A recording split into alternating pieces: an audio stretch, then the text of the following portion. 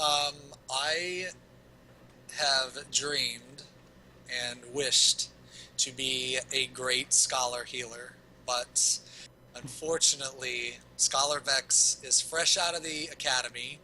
He has not earned his cap yet, um, and he's not very good. But he's an up-and-comer with big hopes and dreams. He's coming up there. Like, I Yeah. tried Scholar, and, like, I didn't have sufficient gear for it either, and I went into T13, and they're like, man, if you want to come into Scholar, just stay in Cleric stance or something. Don't even try to heal. Pointless. Like, I don't know, I just couldn't get all that management. I'm going to get a lot better. My plan is, come Heaven's Word, I'm just going to try to get every class is mastered as class job, whatever, mastered as much as I can, so I feel more confident within the roles. So when I'm working with my group, I can figure things out composition-wise for what we're going to be doing, but I haven't really made it too much farther past tank, so I got a while to go. I messed a little bit with summoner, but I don't know. I'm not a great summoner. Alright, well then, I'm going to go ahead and just ask you this, Gilly, and if Dodgio makes it back, we'll ask him that. Alright. What is your view on quote-unquote elitist players within the game?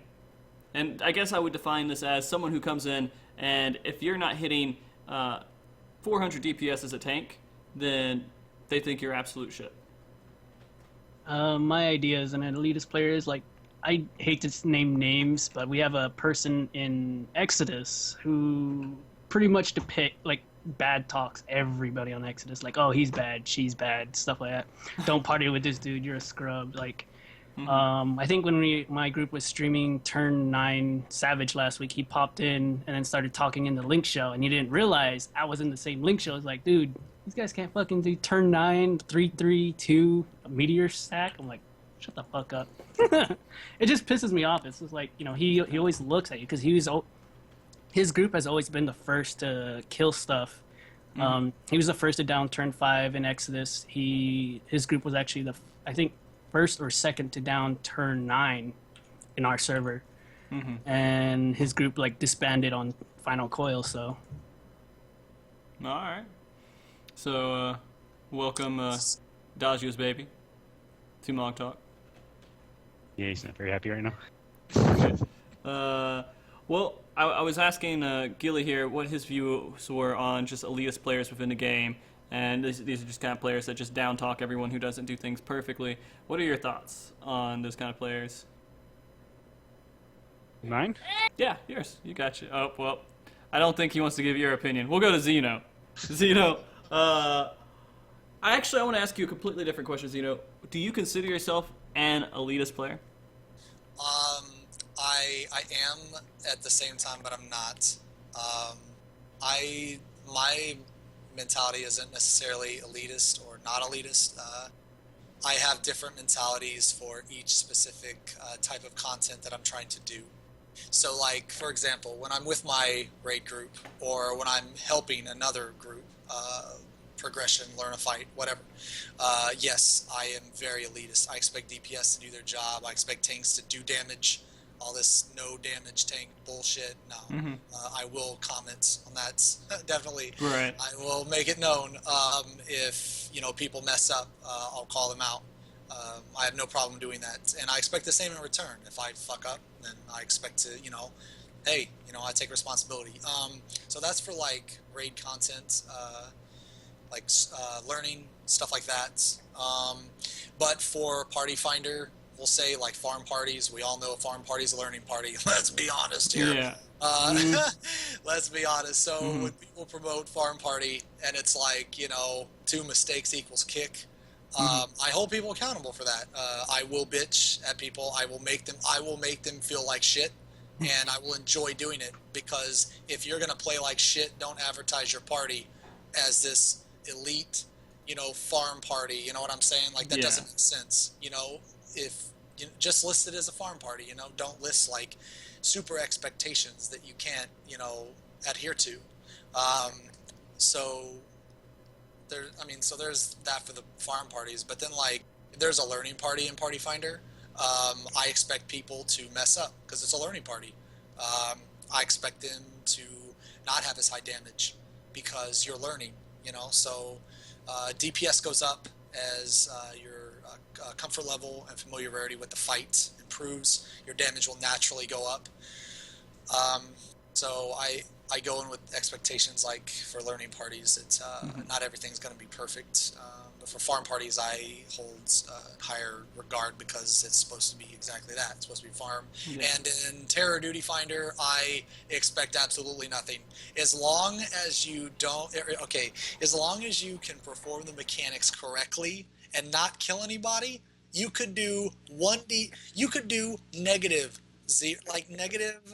DPS and be completely fine with me. I wouldn't even care. I would be like, wow, this guy's damage was shit, but I'm going to give him the commendation because he didn't kill us all. That guy's awesome. I like that guy.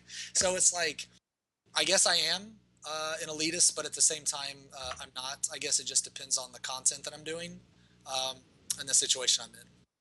Yeah. Well, I mean, I would also say, like, there is this party finder I found just today. I think it was today, this morning. I was looking in there. And it was said, this is a T9 clear group. Obviously, they haven't cleared T9 before. The guy that was leading it said, come in there and make sure you know what you're doing. Don't suck. Be good at the game. And he said, oh yeah, we need someone who can mark dive bombs, and we need someone who can call elements. Oh, that's a lot of responsibility. What the fuck? You're a team captain. Yeah. Oh, just carry me. Yeah, I get that on my server too. We get like a random like DPS, like a Dragoon or something, and he's like, first spear locked, need dive bomb marker, don't suck. One mistake equals boot. Like, holy shit, man. You better do 1,000 DPS Right. for all that shit. It's insane what people kind of expect. I mean, I can understand people are getting frustrated with T9. They're just like going, I can't get it down. I always get these people who always mess up this one thing. But if you're going to come out and you're going to lead a group and you're going to say, don't suck, you better not have one thing that you're bad at within that fight. You better know everything and be able to provide everything possible.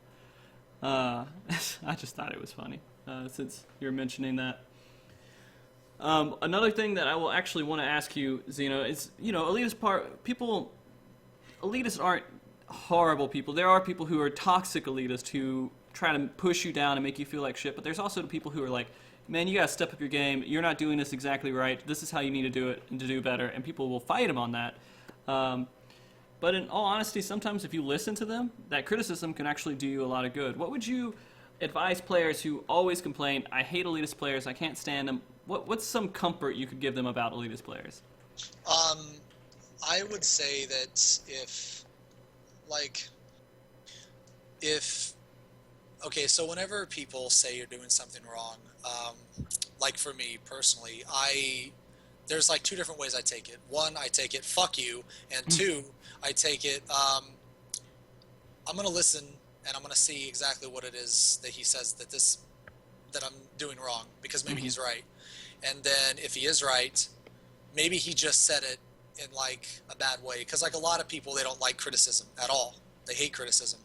And criticism, it's hard to give good criticism, I guess, or most people just suck at giving criticism because it comes out wrong. It comes out as very negative. But if you find yourself constantly saying, oh man, that guy's elitist, man, I can't believe that guy's an elitist, everybody's an elitist, maybe you suck and you should actually listen to them. I mean, a million people can't be wrong or whatever kind of thing. Right. So like, I think that like if people try to give you advice, at least think about it for a second, and see if they're right, because they might be. I know when I was learning Ninja, for example, there was a lot of stuff I was doing wrong, and people were trying to tell me what to do, and I listened to them, and now my Ninja damage is fucking stellar. Like, it's awesome. It's because I listen to people. My black mage is hopeless, but that's that's another story. But yeah, so I would say at least give it, before you rage out and call them an elitist, at least think about it. Think about what they're saying, because there's a good chance that they're right, or they wouldn't say it. That's a great answer, man. And following up, going from elitist to going into kind of how the game is really made, Final Fantasy XIV is easily promotable as a casual, friendly type of game. and there's a lot of people in there that do hardcore play and everything else. So, Gilly, what's your view on Final Fantasy XIV being casual friendly? Would you wish that maybe it wasn't as friendly to players and it was a little bit more difficult when you hit in-game? For me, I actually endorse casual players because they're the ones who are on the side crafting and supplying us with food when you have a broken. Not all casual players are crafters, Gilly. You never know. What else are they doing? I mean, they just stand around and just kind of look at each other or something. There's hardcore crafters out there. There could be that one person that just makes the market board food for himself, and just sells it. Right. But I like casual people. They keep conversations. Like in our FC, anyways, we have a couple casual people that sit in there and just chat it up all day. That's nice, especially like when we're doing nothing but progression and we're just talking about just how are we gonna handle this mechanic, and then they just pop up with a random questions like, "Oh, hey, how's your guys' day today? Did you guys do anything fun?" They break the ice from all the tension built up. Right. Dashio? Casual friendly people and the game being promoted to them? I like that it's casual. It does it being casual tends to bring a lot of new MMO players, people who've never played MMOs before, into it, and it helps them get into the game. Otherwise, they probably wouldn't check it out or stick with it as long if it was more like hardcore, at least at the beginning. What I don't want them to do is I don't want them to make the very end game hardcore raid stuff too casual, though, because then at that point the game has no challenge and then there's no fun in it, and that's not why most people play games, but a lot of people play games because of the challenge, so Yeah, I mean, a lot of people do, and that's where you get everyone who plays Dark Souls all the time. Usually they want a really challenging game, and Dark Souls can tend to be challenging to people who are starting to learn that game. I don't think this game will ever get close to that. Xeno, so I kind of also want to ask your thought on this too. How are you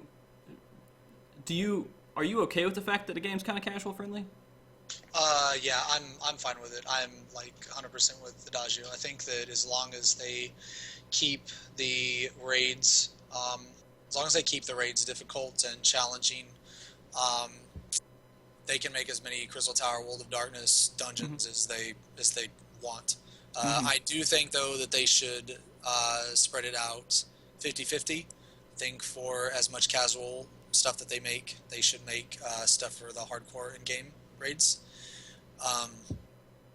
But no, I think that the system they have now with the dungeons, I wish the dungeons were harder, but at the same time, I'm somewhat glad they're not, because a lot of people don't have time to play this game for 8 hours a day, so they just get on and they just have fun, and I can respect that a lot. So I think as long as they keep it separate and keep coming out with challenging content, it's perfectly fine with the way it is. Mm-hmm. Well, on that note, if Final Coil, Savage, Hard Mode, whatever we get, not Final Coil, Alexander turns out to be way easier than all the content we have, and actually goes even down a tier in difficulty, how would you react to that? Well, I expect normal mode to be face roll. I'm confident that my raid group's probably going to clear every single turn in one day. But they had already given that information out anyway. They said it was going to be relatively easy. So I think in that aspect, I think it's fine.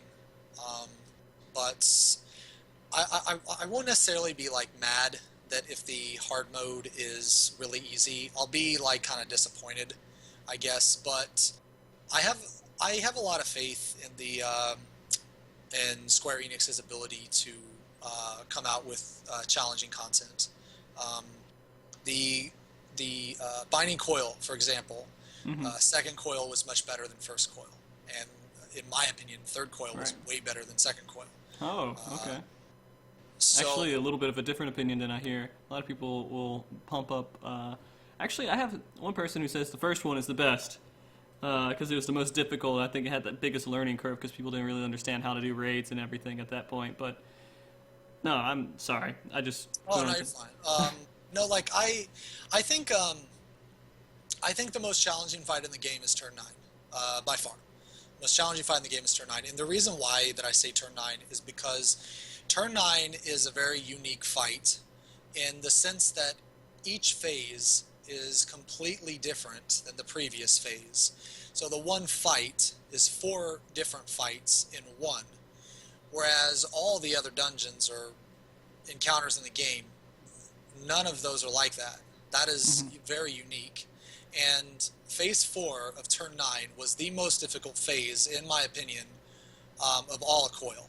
There was not a harder phase or phase than turn 9.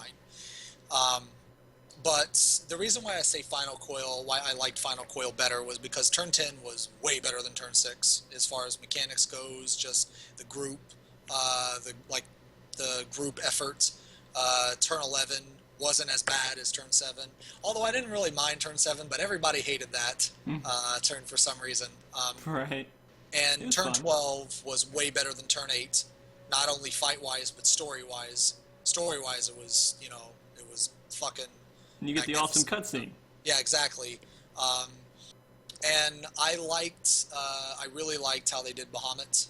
I liked Bahamut's fight a lot better than turn 9 because Gollum phase gargles balls. And turn 13, I think the whole fight was way better, except for phase 3 and 4 of turn 9. I think that's when the fight really starts on turn 9. So I think overall Final Coil was better. Yeah, so I think with that being said, I think that when they come out with Alexander Savage, I think that the mechanics that they'll come out with, I have a lot of confidence that they'll be really good mechanics. There may be some repeat mechanics. I know we saw the Thunder from turn 9 and turn 11. We saw a similar tether mechanic from turn 13, turn 8. So we're kind of seeing the same mechanics again, but in a different way.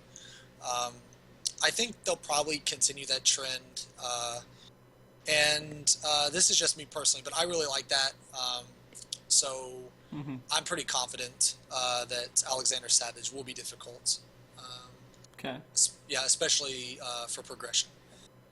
All right. Got a couple of people in chat getting on to you for watching cutscenes when you say you don't watch cutscenes. But that's like a completely different Everybody situation. Whoa! That's not a cutscene. That's an epic, an epic theater experience. Right. That's not some bullshit ass cutscene. Where you have to click through and read all it. Yeah, exactly. Adagio, so how would you feel if they came out and they were just like or Alexander Savage is completely easy, there's not really any difficulty to it? I mean, I'd personally be a little disappointed. I mean, I'd go through it and get the gear out of it, but I mean, after that point, if there's no real challenge and no real progression, after you get it down, I mean, what do you got to do until the next patch comes out? Nothing really. So it's just gonna make the lull time between patches even bigger.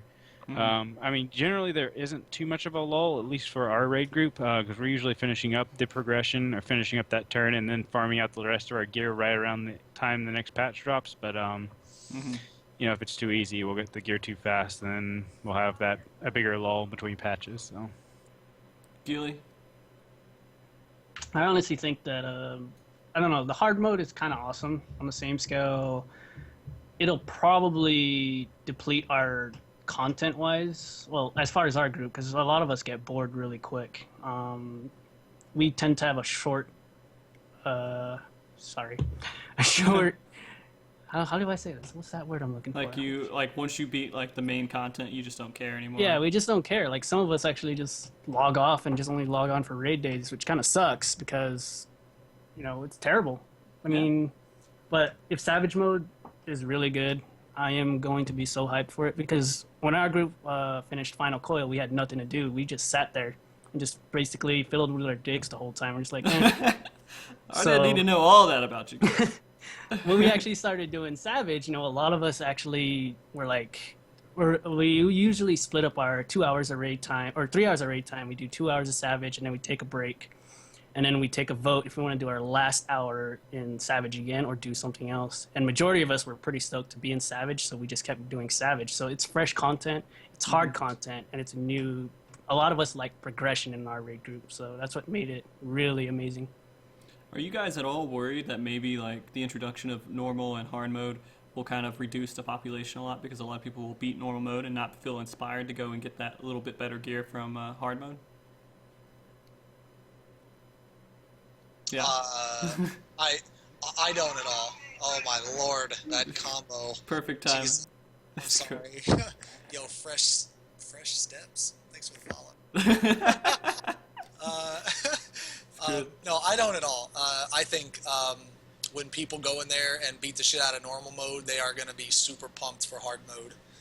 I think there's going to be a lot of groups that would not normally be excited for harder content, but will, because when you clear a certain encounter, you get this momentum. You're like, oh fuck yeah, we're kicking ass, you know, fucking A, and then you keep that momentum, you know, then you go on to the next turn, and then you just knock it out too, and it just keeps building and building and building. So I think that like when people finally clear Alexander normal mode, some groups may take half a day, some groups may take a week, you know, but regardless, I think they're doing this really, they're doing it really well, because I think that it's going to give groups time to build up that momentum to clear at the same time, but not wait too long to release it. So it's like when people clear it within the first week, they're like, okay, we just got one more week. Let's get some loot for this week, and then next week we'll go into the hard mode and fucking, you know, we'll beat our head against the wall, you know, against that shit. That's what I think, though. Okay. So I think it's a good thing. Gilly Adagio, are you guys on the same page there? Yeah, pretty much. Yeah. Cool. All right. So the other question I kind of had for you, Xeno, is being like the kind of player you are, what is your approach to learning like the importance of certain stats and doing overall just theory crafting? I think it's very important. I theory craft a lot. I think that everybody should do it in some way, shape, or form. It really, oh my god, it bugs the shit out of me when people just throw on gear with shit stats, skill speed, and parry, and all this bullshit, and they're like, it's I-130, who cares? Secondaries are garbage. It's like, no, not really, actually. They're really not. But I think that people think that way, but it's not because it's not their fault. I think that people think that way because Square Enix's ability to like misinform players. Like this game, the stats on this game, they fucking suck. Like when you hover over strength, physical damage, it's like all it says. It's like, well, what the fuck? Well, no fucking shit. I didn't think it was mind power. It's fucking strength. Right. In other games, it would tell you how much damage increase 500 strength was. I think if the stats were more detailed, that people would care about it more. Because when people throw on skill speed gear or parry gear, they don't care. As long as it's I-130, woo! You know, who gives a shit, you know? I think that, like, if people realize how important, like, determination, or how well determination scales, or how well crit rate scales, like, a lot of people don't know that like, 10 crit is, like, 1% crit rate. So if you get, like, 100 crit, that's 10% extra crit. So, like, that matters. That really matters, those secondaries. But people don't think about it, because that's why some lower item level gear is better than higher level gear. Because of the secondaries, because they outweigh the main stat, you know. And I think that if Square Enix were, instead of determination, you know, if instead it says it's a third of strength, you know, or you know, something like that, then you know, okay, 3 points of dead is 1 strength. You know, that's badass. I'm gonna try to stack the shit out of this.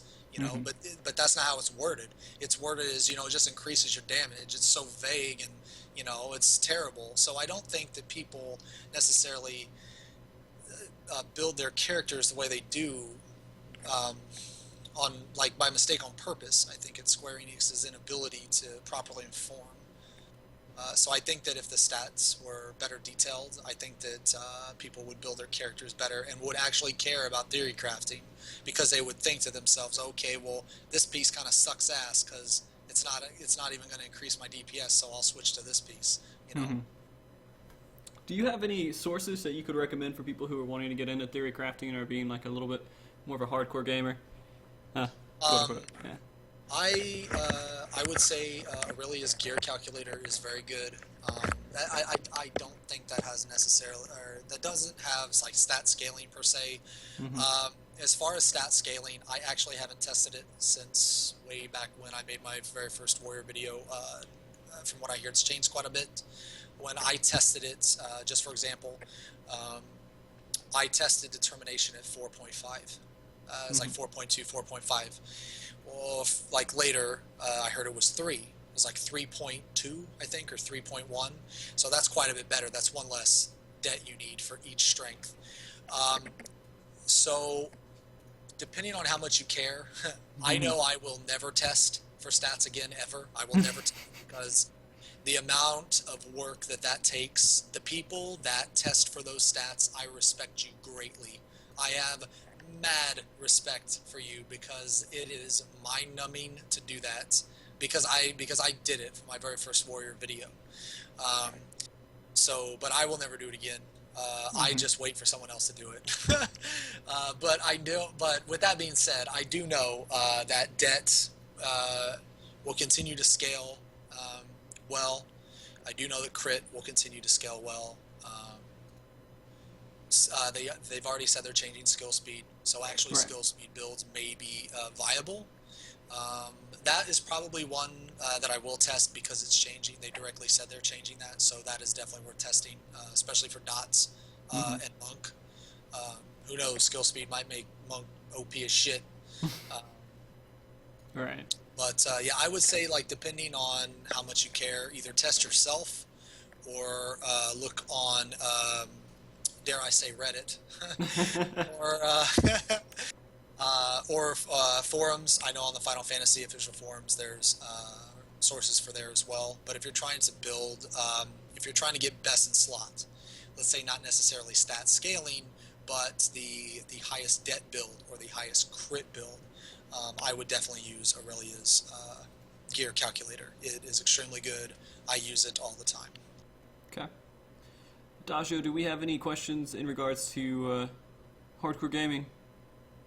Not anything specifically hardcore gaming. We do have some stuff to about the stats that Xeno was talking about, though.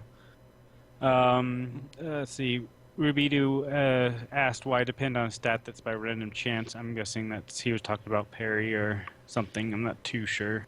Well, I mean, I guess when you get into the level of saying like something's 50% chance to increase your damage by 50%, that's still pretty damn good, right? Even, I don't know, what's your opinion on it? On, I guess, chance damage increase?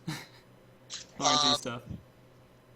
I always scale it, I always prioritize like crit like second.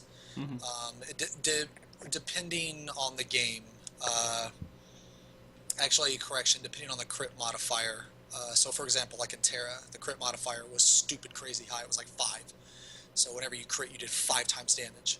So it obviously didn't matter how much power you scaled. One crit would equal like it was a stupid amount of power. So in that game, because the crit multiplier was so high, stacking crit was way better than stacking power. But in this game, the crit modifier isn't that high. It's like 1.4, 1.5. So in that case, det is better. Just raw overall damage is better because even if you do crit, depending on how often you crit versus how much det you have, like overall total damage, it might not outweigh that. The overall total damage is going to be higher in most cases. As far as parry goes, so parry scaling is extremely bad, but in addition to that, this is the main reason why parry is bad. A lot of people confuse this, why parry is bad. They think it's only bad because of the scaling. Parry is bad because of the tanking meta. The tanking meta is big hit, pop a cooldown in a story. For example, let's say turn 13, flatten comes, boom. You're obviously going to pop a cooldown there. Mm-hmm. So let's say you're 9,000 life on a paladin. You use Rampart, Convalescence, you get a crit ad low, whatever. Flatten is going to do probably around 2,000 maybe to you. That's without a parry. With a parry, it'll probably do like, I don't know, 500. So that damage difference does not matter whatsoever. It does not matter. It doesn't matter if you parried it or if you didn't parry it, because you have already survived the mechanic. You have popped a cooldown. You can't parry the flare breath, so parry null from that equation entirely. So basically the tanking meta is cooldown usage, not parry or block for that matter. Right. Block is way better than parry, but the reason why block is way better than parry is because block is forced. It is on a paladin shield, and you do not have to sacrifice any secondaries to get block. You just naturally get block, which is why block is awesome. Mm-hmm. I've said from day one that that paladins should not be able to parry. My reason why is because warriors should be able to parry. There should be a parry stat on a warrior axe like a paladin shield that only warriors can parry and only paladins can block. It should be just the quote-unquote defensive stat. And a lot of people think that parry is better on paladin, and what they don't know is block triggers first. Block is checked first. Mm-hmm. So let's say you have 100 parry on a paladin and 100 parry on a warrior. Well, warrior can't block, so that 100 parry is getting full usage. The 100 parry on a paladin is not getting full usage because it could get 0 usage or all usage. Because if they block, then that 100 parry meant absolutely nothing. This game does not combine your evasive or defensive RNG abilities. Like in Rift, for example, you had evade, block, and parry, and all of them were additive, I think, yeah. So let's say you had a 15% chance to block, a 15% chance to parry, and a 15% chance to dodge. In Rift, you had a 45% chance to do something. Mm-hmm. In Final Fantasy, that's not the case. You have a 15% chance to block and a 15% chance to parry. So that's 2 separate triggers. So the equation completely changes. The equation from Final Fantasy is complete shit compared to Rift, Right. where you have 45% versus 15%. So, and in Rift, there were very few big hits, and it was all just tank damage after tank damage after tank damage. So your stats actually mattered. If a boss is not hitting you with mechanic damage, they're hitting you with an auto attack. If a healer cannot heal you through a non-parry auto attack, you need to kick the fucking healer out of the group and tell them to uninstall a game because they're bad. Nice. You can block and parry most bosses' auto attacks, but for instance, like Rama, block and parry are absolutely useless. And who's not to say that the new primals aren't going to be the same? Like for Ultima, his damage is magical, so Mm-hmm. you can't parry or block any of that either. So it's like the tanking meta does not call for parry, and that's why parry's bad. It in addition to just being shit because of the tanking meta, it's also the scaling. But so yeah, that's why I say parry's bad, is because of the tanking meta itself. Like, the meta calls for a big hit, you pop a cooldown, you live through the mechanic, we're still playing, we're not dead kind of deal. It's not... Actually, first coil parry was awesome Mm-hmm. because of Caduceus. Because his ability, Hood Smash, he would weave in between auto attacks. So you'd have an auto attack, Hood Smash, auto attack. That's a burst damage, all physical, none predictable. He just did it. There was no cast bar for it. So in that case, parry would be awesome because you could parry or block each one of those to reduce the damage. You would have to guess on your inner beasts or guess on your cooldowns as a paladin to help mitigate that more. So I think they've actually strayed away from parry being good with each coil that they've came out with, because they're coming out with more mechanic damaging abilities and less overall damaging abilities, like medium damage abilities, because those are the ones that parry and block are really good on, not big hits. Now, that's a good question. Even though it turned out it wasn't really a question, I think. But yeah, I really ranted. I'm sorry. No, it's good. It's good. It was a really good answer on that. Adagio, do we have any more? have a couple more based just off of stats. Falcom wants to know, do you think full disclosure of stat weights would lead to cookie cutter builds and less gear variants? I think full disclosure would be good because right now there are already cookie cutter builds, so it couldn't hurt the gear sets any more than what they already are. Right now, the top tier players will mostly stack det. I know there's a couple skill speed builds for monk, but most of the stats are based around det. So if they release the actual scaling, I don't think it would change anything at all. That's just me though. I don't think it would change, but I think it would be helpful actually.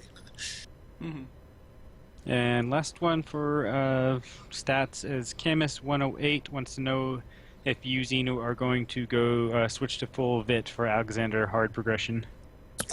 No, I have never worn full VIT. I progressed in I-70 Griffin skin on turn 9. People thought I was crazy. People said that it wasn't possible, but it definitely was. Because I-70 was the best at the time until they came out with I-90. As far as Alexander normal mode, I will respec 30 points in the VIT. Depending on the crafted accessory, depending on what's available, I will go the crafted route. If not, at the most, I will wear 2 VIT at the very most, especially if I'm spec 30 points into VIT. This game has extremely low HP thresholds, or at least it consistently gets lower. The HP thresholds for Final Coil were a lot lower than Second Coil, and Second Coil was a lot lower than First Coil. I remember Death Sentence in turn 5 hitting like a fucking truck, and then Raven's Beak didn't hit quite so hard, but it hit you twice. And Flatten hit really hard, but that was only until we figured out how to heal through it. And then once we did that, it hits like a fucking wet noodle. So at 60, the most VIT I will probably wear is 2 pieces while being spec 30 points into VIT. I'll see how that goes. I'll kind of play it by ear if I need more. I highly doubt I'll need more, but if I do need more, I will wear another VIT accessory. Because VIT is the top stat until the HP threshold is met. And then once you figure that out, then you don't need any more VIT. So yeah, that's probably what I'm gonna do. Yeah. All right, that's good. I'm gonna be a pansy probably and wear full VIT, but we'll see how that works out. Okay, so another topic that I wanted to jump into, and this is mainly because I know you're very passionate about it, Xeno. And I want to talk about parsing. And just before we even jump into this, I want to make sure everybody knows, technically, right, it's against terms of service. But there is a lot of stuff Xeno can tell you to convince you it's not that big of a deal, and I'm sure he will. But with parsing, basically we're just going to jump into this and talk about it. I'm not saying to use a parser. So if for some reason you get a parser, you turn out to be a complete asshole, you make fun of every person that's doing low DPS, and you somehow get your ass banned, don't let that come back to me. But anyway, you're on your own. You're on your own. Xeno, how would you describe parsers to players who are completely unfamiliar with them? I would say that if you do not know what a parser is, you should get one, and I made a video on how to install it. No, parsers are an amazing tool. They will help you more than anyone's advice can. A parser never lies, and it sees all. It's like Big Brother. Big Brother the parser. That's how you catch people when they're lying. That's how, you know what, when you go into a duty finder and a warrior is doing 90 DPS, and you're like, how the fuck is he doing this low DPS? And then you look on the parser, and the only move he's done is Butcher's Block, like uncomboed. That's really funny to me. No, it's against the terms of service, but not because it's because it's a third-party program. I have never met someone that has gotten banned. I hear horror stories about it all the time. I stream with a parser. I use parsers all the time. Like I said, I load up my parser before I even load up Final Fantasy. I have absolutely zero fear because all that bullshit I hear about people getting banned for this or people getting banned for that, it's all hearsay. It's all bullshit. I take it with a grain of salt. I don't believe anything until it happens. I do not abuse like other players though with my parser. The farthest I will go is to say that they need to improve their damage, or your damage is shit. I won't go into detail. I will just simply say, hey, your damage is shit, or you have low DPS. I've had some people be like, well, I'm reporting you. And I'm just like, well, I'm really good at math, and I kind of check the combat log, so go ahead. But parsers are amazing, and here's why they're amazing, because they will help you get better. If your DPS is complete shit, it will tell you. So you can take whatever shitty rotation you were using and change it up. And that's when you ask people's advice. You say, hey, my damage is really low. I need to know what the fuck it is I'm doing wrong. And then you take their advice, you incorporate their rotation into yours, or you just straight use theirs, and then your damage skyrockets. And now all of a sudden, you're like top of the parse and you're having tons of fun, you know, and you're like, and now you start to get a little competitive. You're like, oh man, this guy's getting close to me in damage. I need to step it up. So you're constantly improving yourself as a player. And I think that needs to happen more.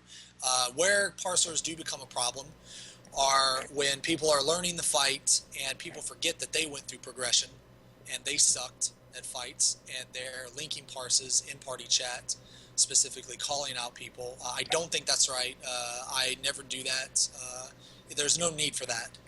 If you just simply say, hey, you know, your damage is kind of bad, you need to step it up. I think that's all that really needs to be said. It doesn't need to be into a great ordeal or detail, you know. I think the reason why parsers get a bad rep is because a lot of people who can't take criticism get butthurt and they keyboard rage, and Right. they get upset because they're perfect and there's absolutely nothing that they could ever do wrong ever. So when this person says that they're doing something wrong, they get super, you know, upset or whatever. And it's like, yeah, people can't, you know, I don't think people can take criticism very well for the most part.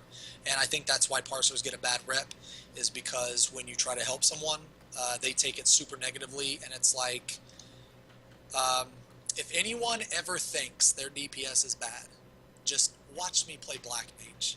It is a train wreck. It is miserable. You just can't look away because it's so bad. So yeah, like definitely. And people have told me, really good Black Mages have told me, you need to do this, you need to do that, and I'm trying, but it's just not working. So Yeah.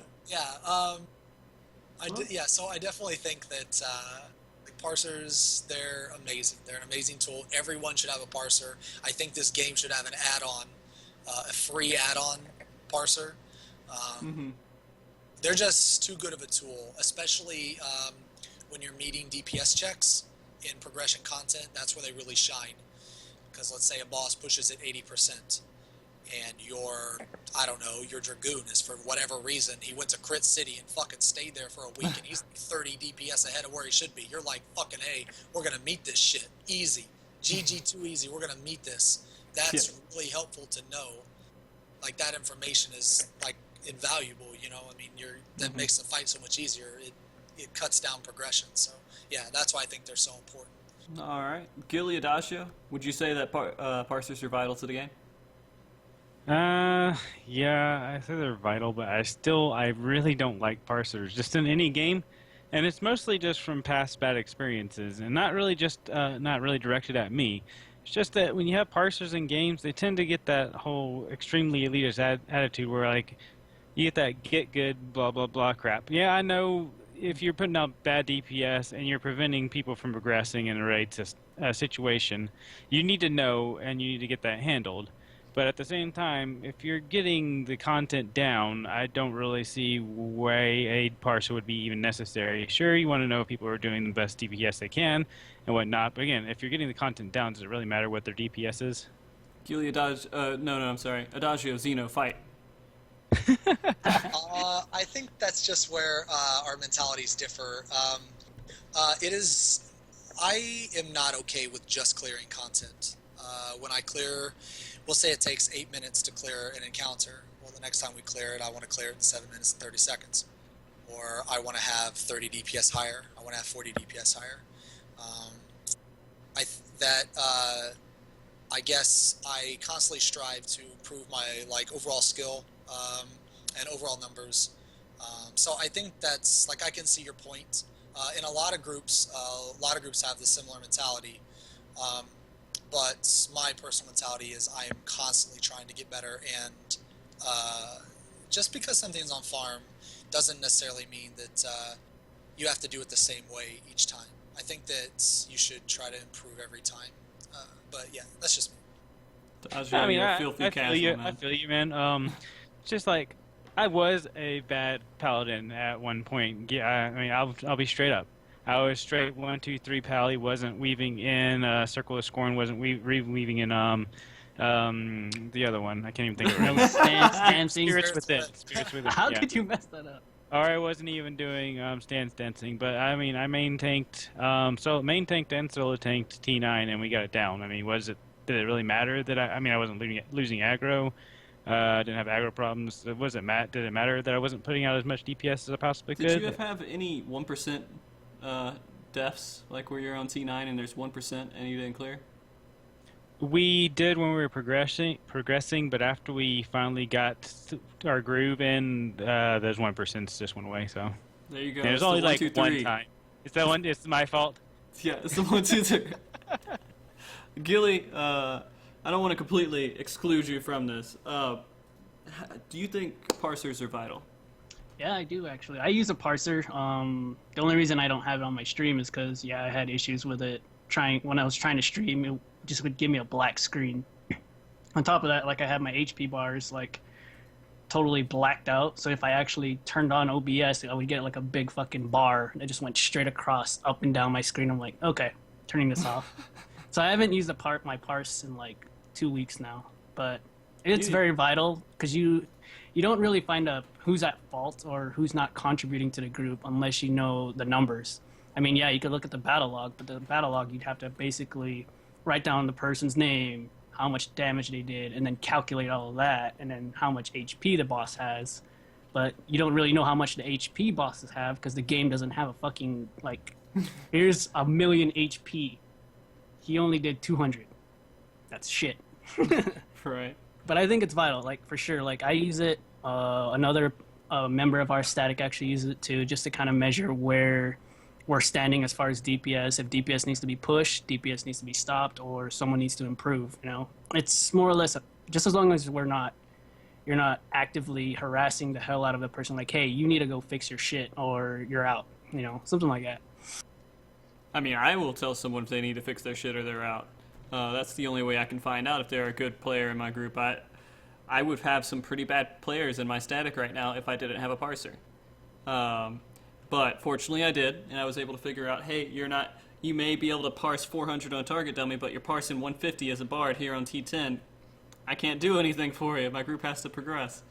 And so I agree that they're completely vital for the game. And it's very hard to get to that point to where you can say, it's okay, you guys just do your best and we'll make it through. There's 7 other people that you just hope and you're crossing your fingers they're doing their best. If you don't have a parser to prove that they're doing their best, you might not clear content ever.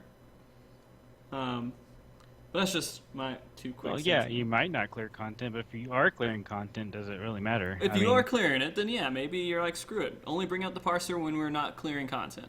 And that way you can pinpoint. It's kind of, we have a viewer that's kind of going, he's basically saying he's kind of on both hands. God forbid. He's kind of on both hands here. On one hand, he likes to be the best and strive for it. However, if things are getting done, should it really matter too much? So, you know. I mean, you should always, if you want to do good and new content that's coming out new, like Alexander, you won't really know right now because we don't know all the exact rotations, but say you're in Alexander, you're going to the next tier afterwards, you still want to make sure you're doing the right stuff to clear it. You don't want to get behind. You want to have some sort of competitive atmosphere with the other DPS in your group so you know, hey, I'm still doing okay. I'm still doing what I'm supposed to be doing, and you don't get behind. At least... Yeah, that's just me. With me personally, I just feel like more focus on getting the mechanics done rather than trying to push out DPS. If you're getting the mechanics done and we're getting through it, that's more important to me than, oh, this guy's pushing out so much freaking DPS. That's awesome. Like I said, it's a personal opinion. Okay. I mean, we could go around this all freaking day. We will. but- Oh, just around this roundabout all day. Never could take an exit. I But think, like, I think that a lot of people don't consider DPS to be a mechanic, actually. Oh, I mean, yeah, I know there are that- DPS checks for sure. Yeah. Yeah, like, I know that I have seen a lot of 1% wipes, especially in T13. So if you take into consideration the most simple way to improve your raid damage is healer and tank damage. That's the most simple. If you take the 1% wipes, if the healer or the tank would have just done literally 1% more damage, that single 1% that people constantly say, well, 1% doesn't really matter. Well, in this case, it kind of did, because you just got fucked up. So, Right. like, I think, I guess, okay, so I'm not sure if you guys know, but Bok Choy McNuggets, good friend of mine, he described it like this, which I think is really, really good way to describe it. Currently, there is no way to hold DPS accountable for their job. There's a way to hold tanks accountable, and there's a way to hold healers accountable. If the tank dies, it's probably because he didn't pop a cooldown. Or, you know, the flip side of that is it could be because the healer just sucks. There's no way to gauge a DPS. There's no way to hold them accountable except for a parser. So that's why, like, that's, I think it's like its core, I guess. I think that's why it's really vital. Why parsers are I have definitely. kind of a situation for you on this. Let's say in Hydra's in T10, we have to do the tank swaps with the double heads, right? Yes. All right. So when we were doing progression, Gilly was main tank, I was OT, and I was one that had to provoke between the heads. Here's where I actively would hinder my DPS and start the Rage of Felony combo, get the first two off. If I had something on in between cooldowns, sure, whatever. Pop my CDs and wait for the head to start casting, then Voke, and then make sure that I had that comboed Rage of Felony to establish aggro fully. So that would be me pushing mechanics over doing maximum DPS. Am I hurting the raid group by making sure that the tank swap does get off and is established? Or should I have just been pushing DPS? In that particular case, you actually didn't need to land your skill to get hate. Also, in that particular case, with the Paladin as off tank and the Warrior's main tank, that's not the best comp. The reason I say that is because it's a DPS loss and a raid damage increased raid damage. Because if the Paladin is not the main tank, then that means the Warrior has to use Butcher's Block. So he has to trade either Butcher's Block or Path or I. And so if he lets Path fall off, that's a lot of extra damage that both tanks are tanking. If he lets I fall off, then that's a lot of DPS loss, even more if you have a ninja. But when the tank swap that you described, you don't actually have to stop attacking. You can Voke. Right after he's stunned and literally hold aggro with just the Voke. Well, it depends, because sometimes I have done that and not had the combo Rage Felony, and it swapped over, probably because he might have had a dot left ticking on it or something, but there has been instances where I haven't done the combo Rage Felony, and it has fallen back onto him after I voked. Yeah, it may have been some weird case where it was maybe a fracture tick or an auto attack. Although I don't think you can auto attack when you're stunned. No, I don't believe so. But that may have been just a weird case. I mean, I've had that situation happen to me sometimes where I, as a paladin, and you guys will laugh a little bit, I will every once in a while use fracture because I'm like, yeah, fuck it, throw it out there. I want to have fracture on the boss. I know it kills TP a lot, but I did that, and when we were learning T11 and I was swapping with my other tank, when I was doing that, if he wasn't there and had something that could just go to town, like if he was a little bit off his game after that provoke, then it would go right back to me. But that's the only situation. I guess that's similar to the situation you're talking about. I'm going to actually ask a question real quick towards Gilly, because he's sitting there, he's ready, he's amped, he wants to answer something, he wants to say something. Static-wise, how would you handle DPS without a parser? Bust out the old, stones, counting sticks. I'm just kidding. Going through the battle, like basically like what I stated earlier, you'd have to go through the battle log, calculate the damage, and then basically see who's. No, that wouldn't even make sense because if you looked at this, because bards have a repelling shot where you can basically drop your aggro bar. Because I was gonna say you could look at the aggro bar and see who's doing high damage, but it would just drop if the bard was up there. Or, yeah, quelling strikes. Yeah. Well, repelling shot also decreases the aggro gain too that you have, and then mainly just calculate it how much damage you did, and then basically calculate how much you did in the fight per so you're person. like, are you gonna have like a calculator? It's a lot of there? math. Yeah, calculator or an abacus. Abacus sitting there. Oh, I did this much damage. Did this much damage. You're just sitting there moving the beads all back and forth during the fight, right? That'd be the best way to do it. Adagio, do you have any ideas for what you would do if you had no access to parsers at all and your entire static didn't have it? What would you do to kind of make up for it if you could? That's a really hard question to ask because, like I said, I don't necessarily like parsers. I do understand the necessity for them. So if you didn't have them, you weren't clearing content. You're not meeting DPS checks. What would you do? Yeah, I guess you would have to basically watch everyone to make sure they're going through the rotation properly. You'd have to have the raid leader. I guess that would technically be his job to make sure that everyone was doing what they should be doing, running through the rotations properly. And I guess if it came down to it in the very end, you might even have to switch people out one at a time to see who is really hampering the DPS. I mean, that's a like end type scenario when you've gone through everything else, obviously. But yeah, without a parse, it'd be really hard. Xeno, if I took away your parser, I deleted it from your computer, and it would blow up if you downloaded it again. Would you quit the game, or would you just try to find another method? I wouldn't quit the game, but I would be the saddest panda around. Yeah. It would be very very sad panda.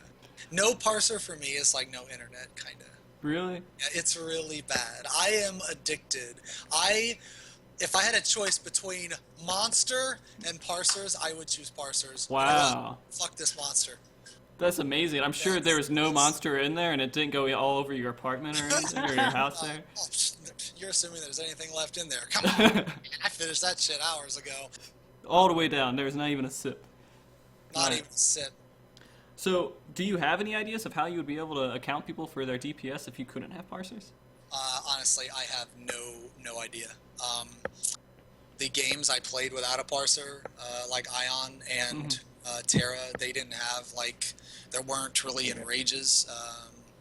I guess in Terra there was one boss with an enrage, but you normally didn't see it.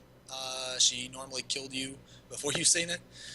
If you were going to die, and in Ion there was no enrage whatsoever. So I honestly don't know what I would do. I do know though that I wouldn't go as far as quitting the game. That's just crazy.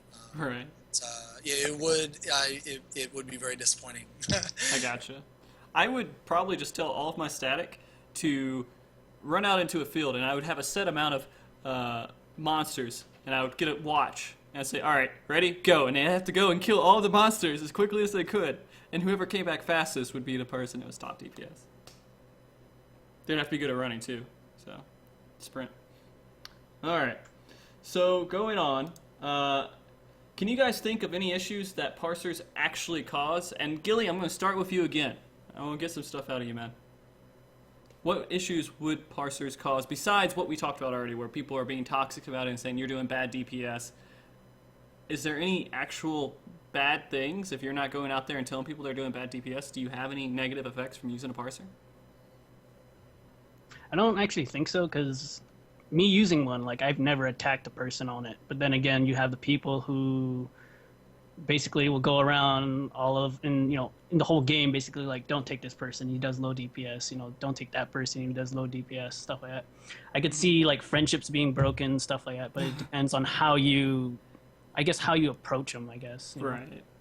So I don't see like a real bad issue with it. I mean, Square Enix obviously has done a really good job of banning all these people using parsers, and God forbid we're all over stream that's using a parser too. Put your cap up. Yep. So, I would guess. By the way, if you did low DPS, we just couldn't be friends anymore, Gilly. In a relationship. Adagio, can you think of any negative effects besides the toxicity that might come with it if someone was just an asshole? I mean, aside from the toxicity, that's really, honestly, it. There's not really bad. Parsers aren't inherently bad. It's the people that are using the parsers that throw out all the negativity. Like, yo, I'm pushing this much fucking DPS, get on my level, you piece of shit. You don't know how to play the game, go kill yourself kind of people. I mean, they're out there. There's people out there that do that exact same thing. It's sick. But, it's just the people behind the parsers, and the parsers themselves are not bad. And that's part of the reason why Square Enix didn't want the parsers to begin with, because they want to have the least negative or toxic community that they can have. Yeah. So, are you saying they're like guns? They're like what? Guns. Guns? Guns aren't evil. It's the people Guns who don't use guns. kill people. People kill. Yeah, exactly. They're like guns. There you go. Parsers are guns. And Xeno, I'm pretty sure I know the answer to this, but what negative effects are we looking at with parsers? Just people who, for some reason, want to think that their E-peen is bigger. Yeah. Yeah, I mean, kind of like tanks and freaking Circus Tower and shit. I want a freaking tank because EP is bigger. man, I'm gonna be honest. Every time I go in and tank it, it's always everyone just sitting there waiting for someone else to jump forward. I don't know what it is. Like because they want to rip the aggro off of you after you already have the established Tate. Is what it is. Or they just want a DPS as a tank. Maybe. I don't know. But I mean, it takes so goddamn long to get in the World of Darkness as a tank. It makes me sick. Because, but then again, that's me being spoiled. Alright, I can't complain about that. Never mind. We're used to those tank queues. We hit the button, get the queue.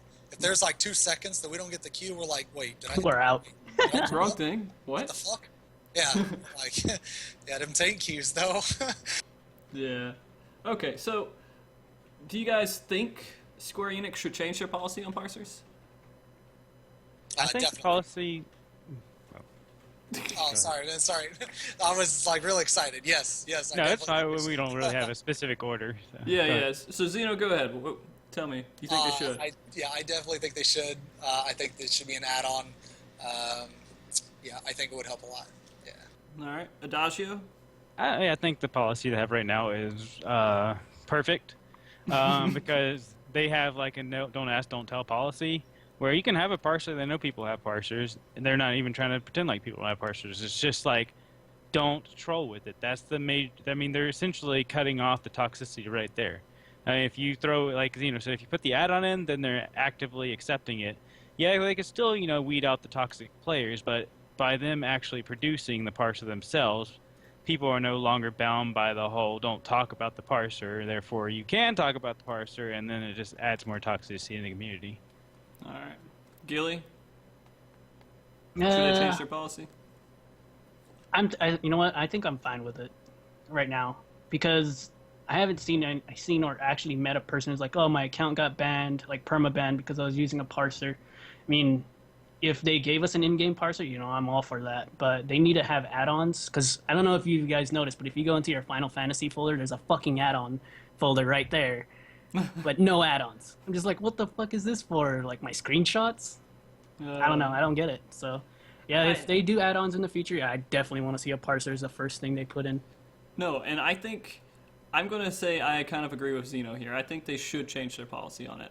And I understand how there's toxicity and stuff that will come with it, but at the same time, everyone's having to go about in this roundabout-ass way to get parsers. They have to go through a third-party site that might be good. I mean, it's good. All this stuff is...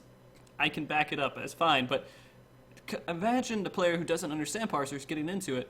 You're having to go to a third-party site, download programs that are not licensed or anything by Square Enix, and go through this whole risky process just to do something that is technically, I consider vital to the game. It's vital information for you to have. So I think they should probably change it up because it's just stupid. I don't know. I don't think I should have to feel bad and be kind of sneaky about something that is kind of required within the game. To be honest, like I really want to know what they think a third-party program is. You know, I mean, botting, yeah, that's for sure a given. Parsing Parsing, is third party, not from Square Enix. yeah, but still, we're just measuring numbers here, like DPS numbers. Parser, That's come about- on. All right. Let's get. All right. So just to let you guys know, we're at the 3-hour mark right now. How are you guys feeling? I'm good. Pretty good. Good. Good. Xeno. Oh, I am solid. You saw it. All right. We He's only got have the 35-hour streams over there. He's fine. 35-hour streams. Got to prep for it. We have one more segment here, but I want to get a couple of questions in here if we have any parsing questions, which we do have a few of them. What do we have, Adagio? Doryu14 wants to know if SE ever decided to put a parser in game, which we were just talking about. Is there any confirmation on that? Well, the information I know about it is that they wanted to do something like at your free company where you could figure out your DPS number like on a test dummy or something, but I don't know if that was really factual information or just something I saw on Reddit that was BS. But do you guys, have you heard of anything? I think a live letter a while back, they addressed it. They said they're not going to add it. So they don't plan on adding it. And they basically just repeated their policy as a don't ask, don't tell kind of thing, you know. I could be wrong on that, though. Nah. All right. Gilly. Sorry, Gilly, did you have anything on that, or was that just more of Jen being... That was me face palming Jen without Gotcha. face palming. Gotcha. Sakamoto essentially asked what we kind of went over. What happens if the main mechanic for that is the DPS check? Obviously, you need a parser for figuring that kind of stuff out. Yeah. Pretty sure we're good on that one. And Yeah, and Kaz has a troll question from something we were talking about earlier about UI, and he wants to know if parsers count as UI. to Xeno, definitely, right?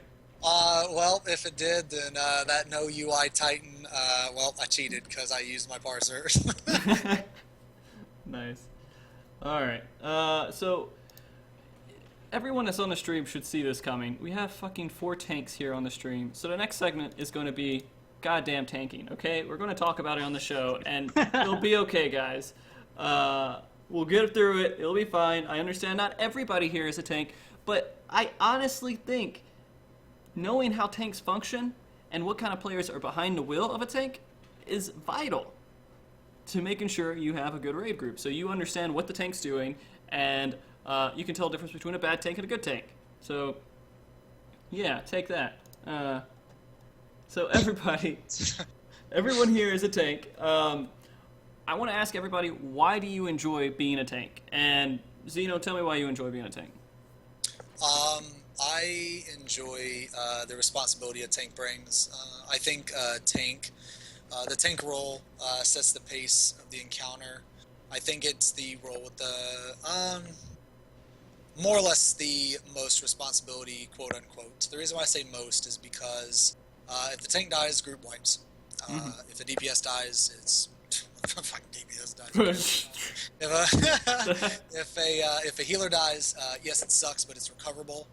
If the main tank dies, it's very rarely recoverable. It does happen.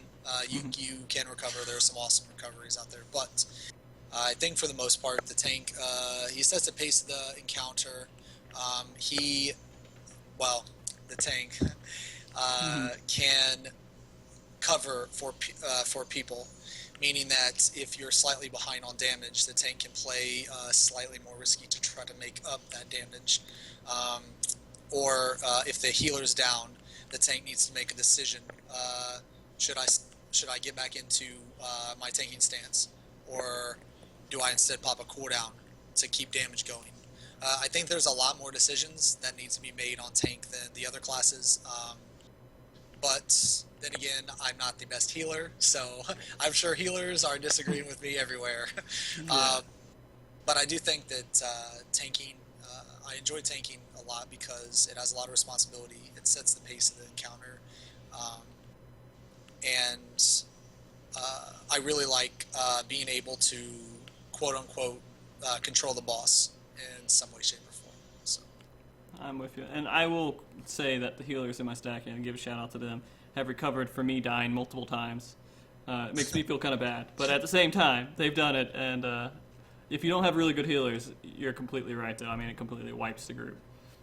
Gilly, why do you want to be a tank? Because I can be as reckless as I can, and the healer has no option but to heal me. The Jesus top of bit. that, well, like Xeno said, I just love like you just gotta love being in control. Like when like, for instance, Ifrit hard mode, when people were trying to farm up those weapons and stuff, I went in as my paladin, and there was always that one. You always had the two tanks. The other tank was the stun bot, and the other one basically held aggro. Well, me and my buddy both went in as both paladins, and at the end of the fight, like towards like a 10%, we would just miss the stun on the eruptions and let it go out and just kill everybody. It's fun to be a tank because you control everybody if you wanted to. it's like when you turn Shiva for the bow. Oh yeah, Oh, yeah. I've done that Dodge? so many times. Yeah, because I don't take the stacks. I don't stand in there like a retard. I fucking move back to the middle, and I swear, time Shiva turns, and you got them tunnel visioning DPS just standing there like fucking retards, and that bow, people shouting bo bo bo bo bo bo bo bo bo, and rip, like, just instantly. Oh, that's great. Adagio, why do you enjoy being a tank, man? Because I like the attention. No, not really. Not really, no. It just fits my personality, man. Like in real life, I like to take damage, man. I'm not a masochist. No, not that way. Just like I like to protect people. You know, if someone's gonna get hurt, I like to try to take the hurt from them, in real life and in game. So it's just my mentality. You know. So sweet of you. I know, right? Yeah, I like it. My favorite fights to tank would be T9, Shiva, and I'm guessing T5 would definitely be another one, because I like the solo tank experience. I mean, I also like working with another tank to do things, but the fact that if I mess up, there's no doubt the group's probably going to wipe completely from me dying. That being said, there's been a couple of Shivas where I've died solo tanking and I've come up just because it worked out, but you are in complete control of making sure the group does not die. I think that's fun. But that being said, I'm changing to machinist, and fuck that responsibility. I'm done with it. I'm going to do something else. Dude, but the trolls are real. There's a highlight on a Dojo stream where I was tanking Rama X, and I chased him because he was my healer, and he said something, and I just fucking kept stacking on him as I was holding aggro on Rama, and he was just lightning bolting a Dojo on top of me. Nice. And I'm just busting up laughing in the stream, like I'm all red, I'm dying, and Adajo's like, "Get away from me, Gilly." Just wait for those ninja pools where you're like a ninja and you throw all the enmity over to a healer or something instead of throwing it to a tank. It's going to be stupid. But we won't have a ninja in our group, so it'll be okay. That's right. Sorry, Jack. Okay. So, I want to ask you a question real quick, Xeno, that I kind of thought up during this whole thing. Do you like the fact that tanks do have a lot of stuff that they have to focus on just going towards DPS? Like, their focus usually isn't on gearing up to prevent damage. It's more gearing up to do more damage. After you hit that HP threshold, you don't have to worry about too much more defensive stuff except for making sure your cooldowns are okay. So gear-wise, you're working on DPS. Do you like that element, and would you prefer that over having to stack DPS stats? I really like that element because it makes tanks more versatile. It means you have to try harder as a tank. You also have way more potential if you stack DPS stats. There's a lot of tanks though that just stack defensive stats, and it's whatever. They choose to play that way, and that's fine. They'll clear everything in the game fine. But they're not playing to their full potential. Nowhere close. Because tanks can do a massive amount of damage, and I think that is fucking awesome in this game. Like, being able to tank and do that much damage is just crazy awesome.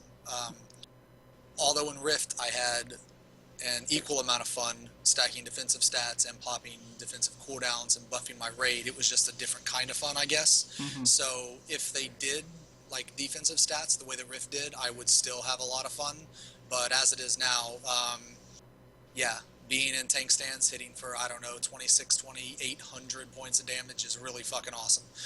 It looks kind of like Paladin's sort of going in that direction a little bit too, isn't it? Except for your gear is probably still going to be offensive, but a lot of the mechanics are getting, like, being able to heal and work with the healers to get maximum heals throughout the group. It seems like they're going to just be a super defender now, right?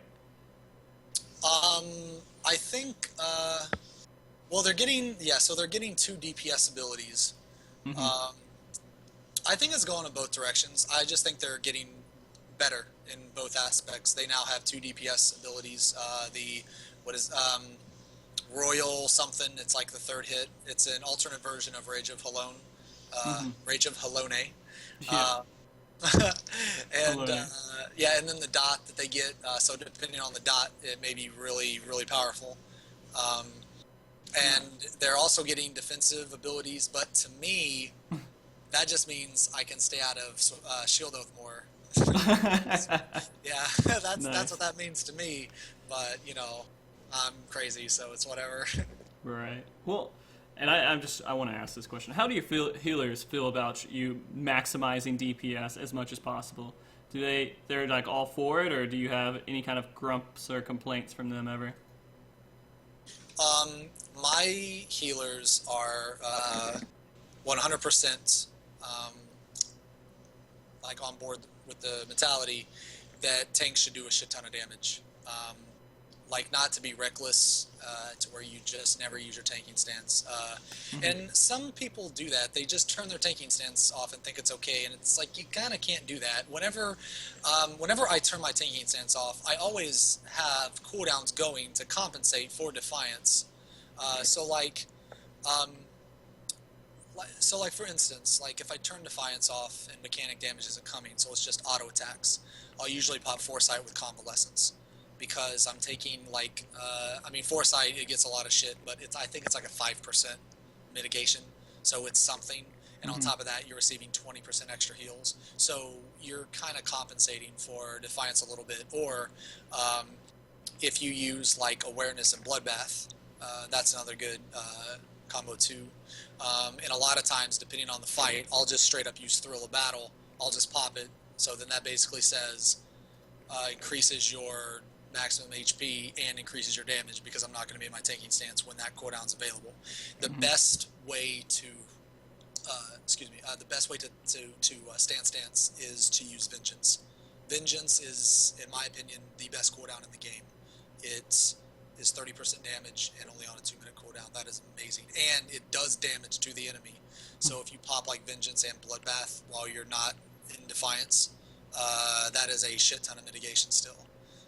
So yeah, my healers definitely, they know that I go out of tank stance a lot, but at the same time they also know that when I do, I will have something going to compensate for that, so it's not just a complete, like, tank stance loss. All right. So, on a question that I feel like we need to talk about, just so people who are kind of beginner tanks here kind of have an understanding where they might be messing up. What are some common mistakes players normally make during tanking that are actually normally overlooked? And Gilly, throw your sage advice out there. What do people mess up on? Forgetting your fucking oath. Hey. That is the most common mistake. Like, actually, like when you go into like World of Darkness, you see the guy who goes in fucking trucking along just to main tank, and all of a sudden he leaves his sword oath or shield oath or defiance off. I'm just like, what are you doing? Come on. Yeah. Anyone could rip off of you. And when going into lower level dungeons, your oath will fall off, so you have to reapply it. So that's one thing I see a lot. People are like, what the fuck, I had it Fall on. off or not even be on there. Yeah. Adagio? Sometimes it's hard to look at your buff bar. Okay. All right, yeah, I got you, man. I do it too, don't worry, it happens. No, I think the most common mistake would be like something like I did, where you're just not weaving in your off-global cooldowns between your global cooldowns to maximize your DPS output, and therefore boosting your MNT, obviously. And yeah, creating your shield oath. Yeah. All right, Xeno, do you have any tips to give to people? I think probably one of the most common fuck-ups is just cooldown usage. I think either people just pop cooldowns at the wrong time, or... And this happens so much on Warrior. Warrior is so much harder to play than Paladin because it's way more punishing. If you fuck up on Warrior, it is blatantly obvious and you die. Right. It's not like, oh, I fucked up but I blocked, yay. You know, it's not like that, you know. But I think that like when people misuse their cooldowns, it's very obvious, especially when mechanic damage and it hits you for 90% of your life. Come on, you obviously fucked up, you know? It's not supposed to do that much to you. You're right.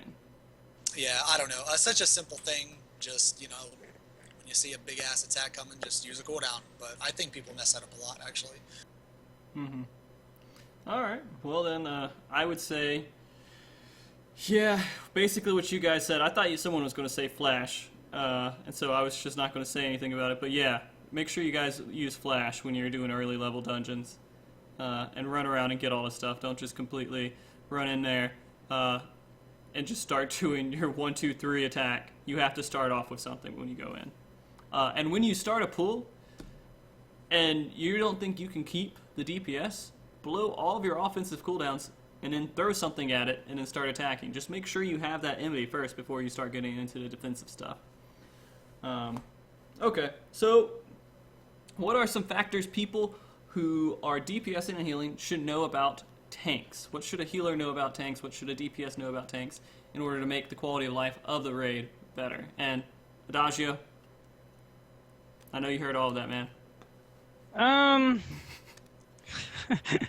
Generally, I'm gonna go down the whole seeing a tank doing a bad job.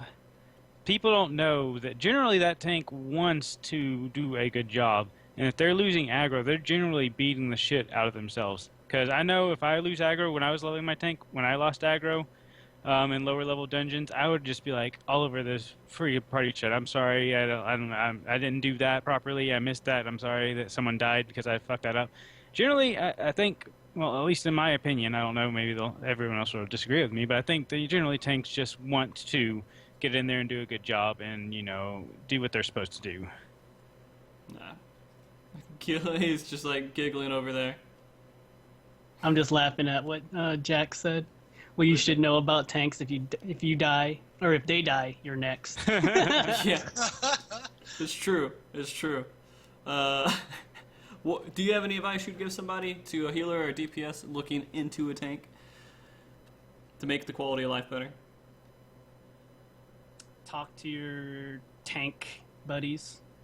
Just make sure you know from your other tank. It's really not that. It's really hard to fuck up that job, to be honest. I mean, if you really, really feel like you're gonna mess up the job, go Paladin first. Yeah. Then go Warrior.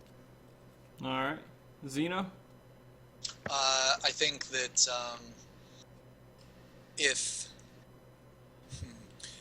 if you plan on stancing, your healers should definitely know. Well, see, I say that, but then once you train your healers to heal you without your tank stance, and you put your tank stance on, it's like you got hollowed ground permanently. Their mind is just fucking blown. They're like, holy, you're taking no damage right now. So, I don't know if it's the best idea to tell them. You know what? I take that back. Never tell your healers you're taking your tank stance off. The more I'm thinking about it, yeah. Gotcha. So that's my advice. Got to bring up what Twist and Deviant just put in. How about bringing an add to the tank if you draw hate? Don't run around trying to avoid it. That's definitely something that healers and DPS should know for sure. Yes, good point, Twisted Deviant.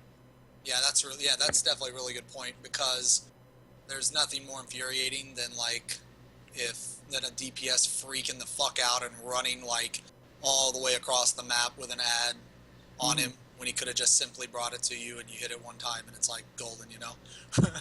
Yeah. I would also say, if something starts to attack you, maybe switch to something else and start attacking that where you have low enmity on it, and try to give it a little bit more attention. That way the tank has a chance while he's learning everything to get back into place and everything else. Don't just keep attacking the exact same thing once you start getting aggro on it. Give him a break. Tanks, especially in low-level dungeons, especially in the fucking, level 30 to 40, where you only have Sword Oath as a paladin, I have no idea why they did that. That's so stupid.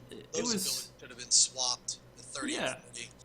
It's completely retarded. And so when you're going through that whole level range, paladins have it hard as hell, especially if they're not like max geared. And if you're just a little bit better geared than them, or they're just entering into that dungeon at the lowest level and you're at the highest level, there's no way you can't pull off of them. So just be considerate of that, I guess. Yeah, it's definitely really unfair that at level 30, a warrior has defiance and overpower, and a paladin has flash, a sword oath flash, versus a defiance overpower. That is so fucked up. But the enmity generation has been buffed, by the way. Instead of times like 1, it's times 3 now. Nah. All right. So we got to have this conversation because we're talking about tanks.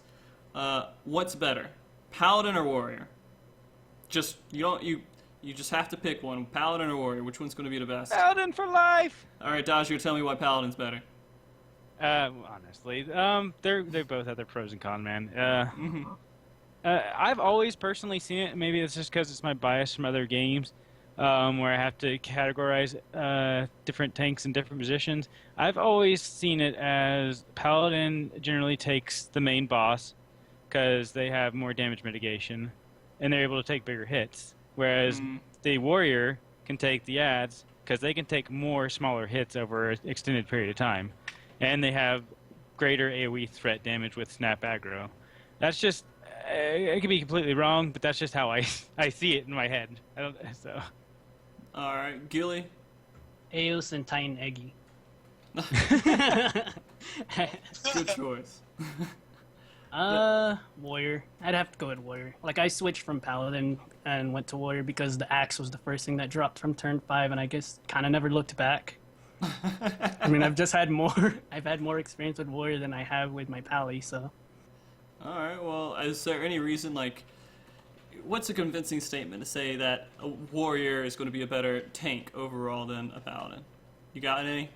Not necessarily a better tank. I mean, they both have their pros and cons, but warrior just seems to, I don't know, warrior to me just seems like more manly, to be honest. Okay. Appearance. Xeno, what are you going to tell me? I'm going to say both. And I have to pick one, but I have a good reason why I say both. Okay. The way me and Chet, the paladin in my main group, the way we tank, that Spartan mentality, we are not two separate tanks. We are one massive badass tank with a shitload of cooldowns and a shit ton of damage. We tank swap at every opportunity.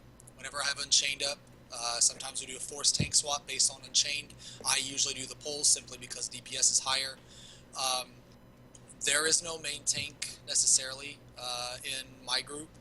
We fully utilize Sword Oath and Unchained to maximize tank damage while trying to keep the Paladin in Sword Oath while tanking as much as possible, because Paladins are more durable in Sword Oath than Warriors are without Defiance because they can block. So that's why I say both, because ideally you want to utilize all your cooldowns. You don't want to have a tank sitting on a cooldown. You want to use it. So if that tank, we'll say tank A is almost out of cooldowns, but for whatever reason he is quote-unquote the main tank, so there's not a forced tank swap here. So you don't necessarily have to swap, but we do. We do force tank swaps quite a bit because we want to keep me tanking and Unchained as much as possible, and the Paladin and Sword Oath as much as possible, as well as alternating our cooldowns. So that's kind of our mentality on tanking. Okay. I'm going to say Warrior's better. Way better than Paladin. There's no way they can compete. Inner Beast, for every single time, you have a way to survive. You always have a way to survive if you can plan out an Inner Beast. So someone tell me why. I want you guys to come at me right now and tell me why Warrior is not better. Because I can take 5 Arkmorn to the face and live. So can I. No, you'll die with an auto attack right after. Nope. Yep. You just gotta time. If you can time it right and you have the right healer, you can do it. You just gotta be really good about it. By the way, 5. Yeah, no, we got it. Don't worry about it. Can you do a Xeno? Can you live through 5 offline? Fuck yeah, I'll just use Tank LB3. Yeah. What? Get out of here, Dasha. Oh, that's cheating? See, that's the thing. Ah, See, that's the thing. Tank LB3 is on my hotbar. That's like that's cooldown that I use. Yeah. I mean, and Warriors are just fun to play because it's not original. I guess there's a hold on. It is original. Like Paladins, yeah, sword and shield, sure, but you got a giant axe and you're running around and you're tanking bosses with an axe. Come on. All right, we won't get into it. I know for a fact that Warrior's better, and if you guys come at me and you can disprove me, go ahead and do it. I want to jump on real quick on opinions on Dark Knight, because this is a new tanking class. This is going to be the new thing that 75% of the tanks are going to be Dark Knights. I can pretty much guarantee it, just because people want to try something new. So I want to just run into your thoughts real quick, Xeno. What are your opinions currently on Dark Knight? I think currently Dark Knight is going to be pretty badass. It's going to do a lot of damage. According to the information we have so far, you can use your DPS stance while you tank. However, it's going to take mana, so depending on the potency of abilities, see, the rotation that I am thinking that you're going to need is you're going to have to use Siphon Strike every other rotation. So you'll use Enmity and then Siphon Strike, or depending on how good the debuff is, you will use the debuff first. So depending on the pull, you may actually use the debuff first, kind of like Storm's Eye, because it's optimal for a warrior to actually pull with Unchained and Storm's Eye. You never want to pull with Butcher's Block. Oh, Jesus. Never pull with Butcher's Block. But anyway, yeah. I think, so Dark Knight has, they've released 2 defensive abilities, both just straight up reduce incoming damage, and one of them is buffed by Dark Arts. So I'm thinking that the one that is not buffed by Dark Arts will maybe be 20%. The one that is buffed by Dark Arts will be 20% plus a 20% if you have Dark Arts. It's just a random number that I thought of. It also depends on the cooldown. I think that they're going to do a lot of damage because you're going to be able to use the Dark Side ability or stance while you're tanking.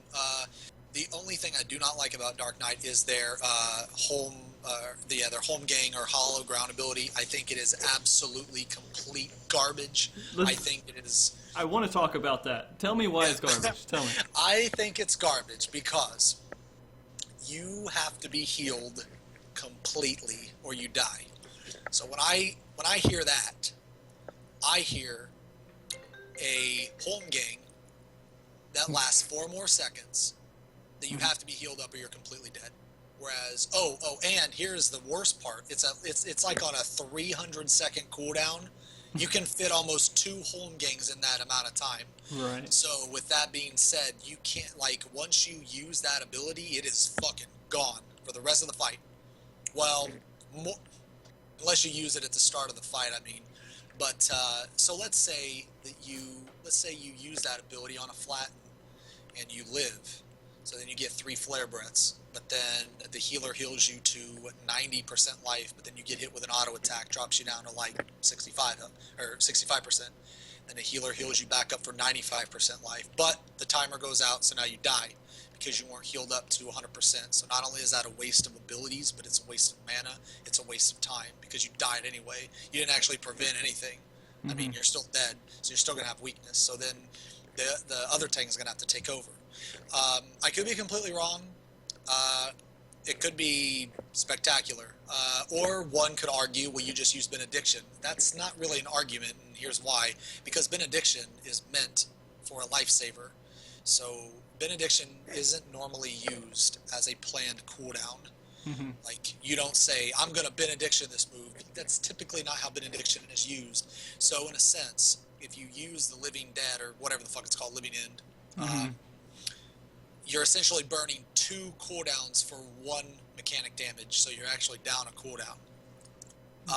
The reason why Home Gang is better, in in my opinion, is because even if you have 1 health, you're still like barely in there, you know.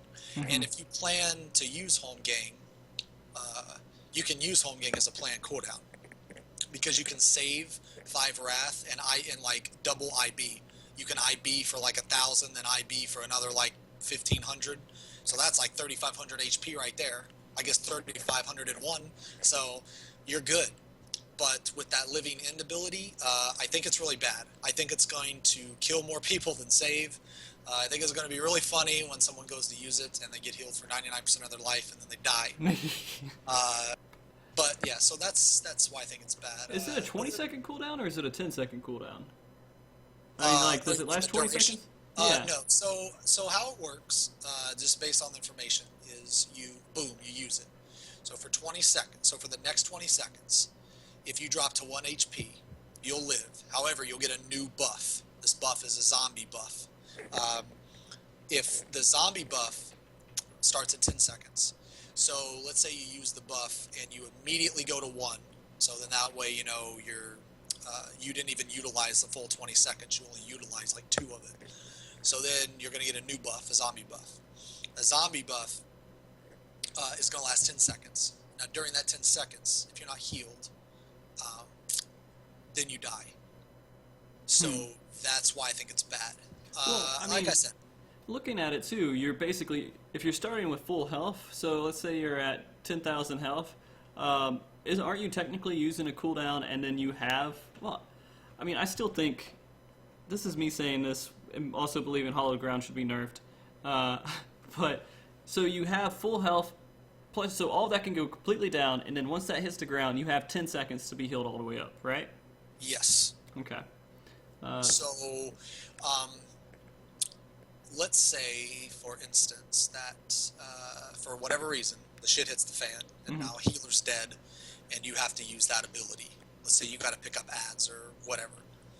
So now you're picking up ads, and you're tanking the boss, and 1 healer's down.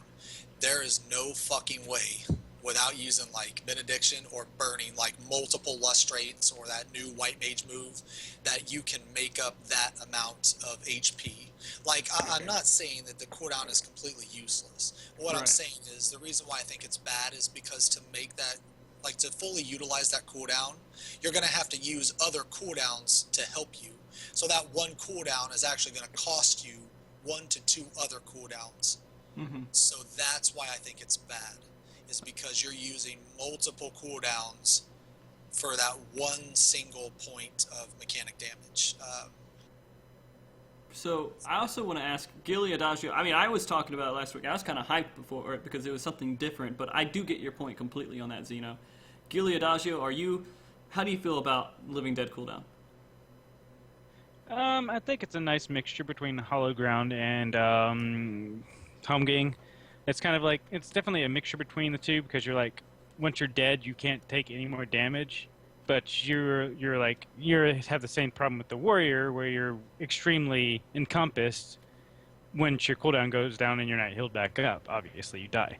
When you're a warrior, you could be healed to half health at the end of it, and you're still alive. Yeah, exactly. That's just that's a little more of a. It definitely has to be planned.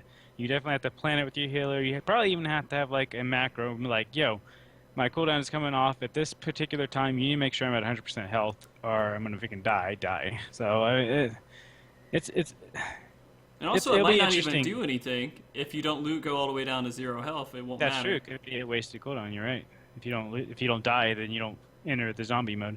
So it's definitely just going to be interesting to see how that works and how Dark Knights play out in general. I mean, we can sit here and speculate about it all day, but until we actually get the class, until we actually get into the job and start playing it, we're not going to know for sure how these skills are going to play out. So, Gilly, between the 3 life-saving cooldowns, Home Gang, Hollow Ground, and Living Dead, where would you put Living Dead at? I'd actually put Living Dead below Home Gang, actually. So I love last? Yeah, I put it last. I love Home Gang. And then Living Dead just kind of sounds like a 20-second, like, save me or I'm going to die regardless what happens. You know, here's that big hit. Boom, I'm down to 1 HP. I go into zombie mode. The healers have 10 seconds to heal me up, otherwise I'm still going to die. Yeah. I mean, I guess if they make up with different cooldowns and they make them a better tank overall, having a kind of a gimped version of this wouldn't be a bad trade-off. But I mean, I was excited for it, but Xeno, you've made me not excited anymore. I'm kind of depressed now. No, oh, God, I'm sorry. No, It's okay. I think so. I think with because Dark Knight is going to be able to recover its HP, kind of like a warrior. So I think depending on how powerful that is. Oh no. I was worried that was about to happen. Oh yeah, that's the whole thing. Hold on. Guys, I'm gonna call you all back. Give me just a second, okay? That 4-hour limit. Okay. Yeah, damn it. I didn't think we were gonna hit it tonight. Okay, give me 1 second. 1 second.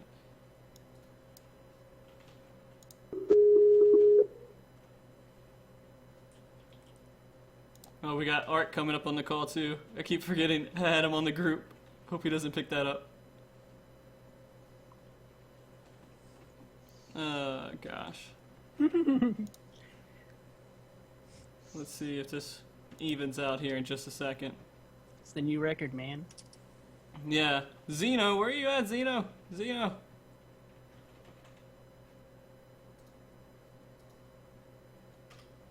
Xeno's dead, guys.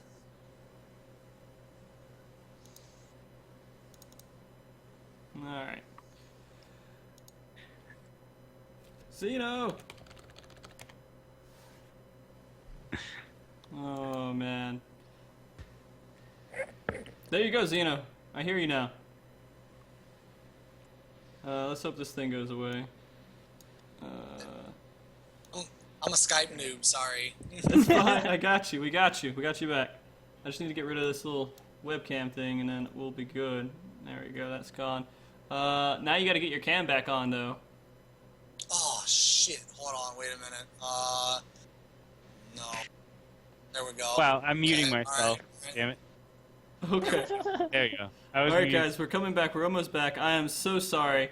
I really didn't think we were going to take this long on the show, but we are. We're here. Okay, we're back. All the cameras are good. Guys, that didn't happen. Don't worry about it. Just forget the last 30 seconds. Yeah, what were you saying about Living Dead there, Xeno? Oh, okay. Yeah. So, yeah. After I crushed your hopes and dreams, and Yeah. I apologize again. Sorry. So no, I think depending on the healing power of the Dark Knight, it might not be as bad. Like maybe they get like one move that heals their HP 25%. Well, if that's the case, then it probably wouldn't be that bad at all. It'd probably be fucking awesome. But if they don't get something like that, then it might be rough to heal the tank up to 100% HP, depending on the circumstances and the damage output from the boss. All right. Well, maybe I'll feel a little bit better about that. How do you guys feel? I mean, this is another reason why I'm really excited for it. I'm going to see if you can crush it for me, Xeno. They get to lunge themselves instead of lunging something at them, so they jump at it, the creatures, to start the attack. Is there anything bad about that, Xeno, that I should know about? I think they get both, actually.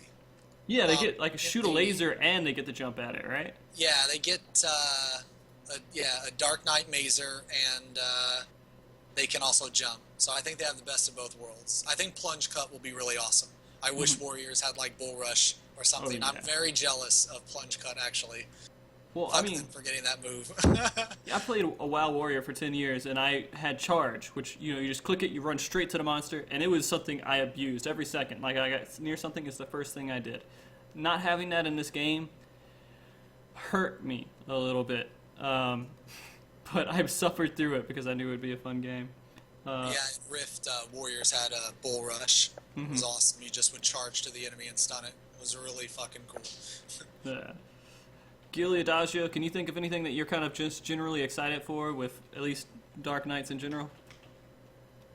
Broadsword. Broadsword? Broadsword. Just having And that just big and sword? the freaking gear looks badass. I mean, Dark Knights just all in general, they just look badass. I mean, I'm really looking forward to see what they do, how they play out.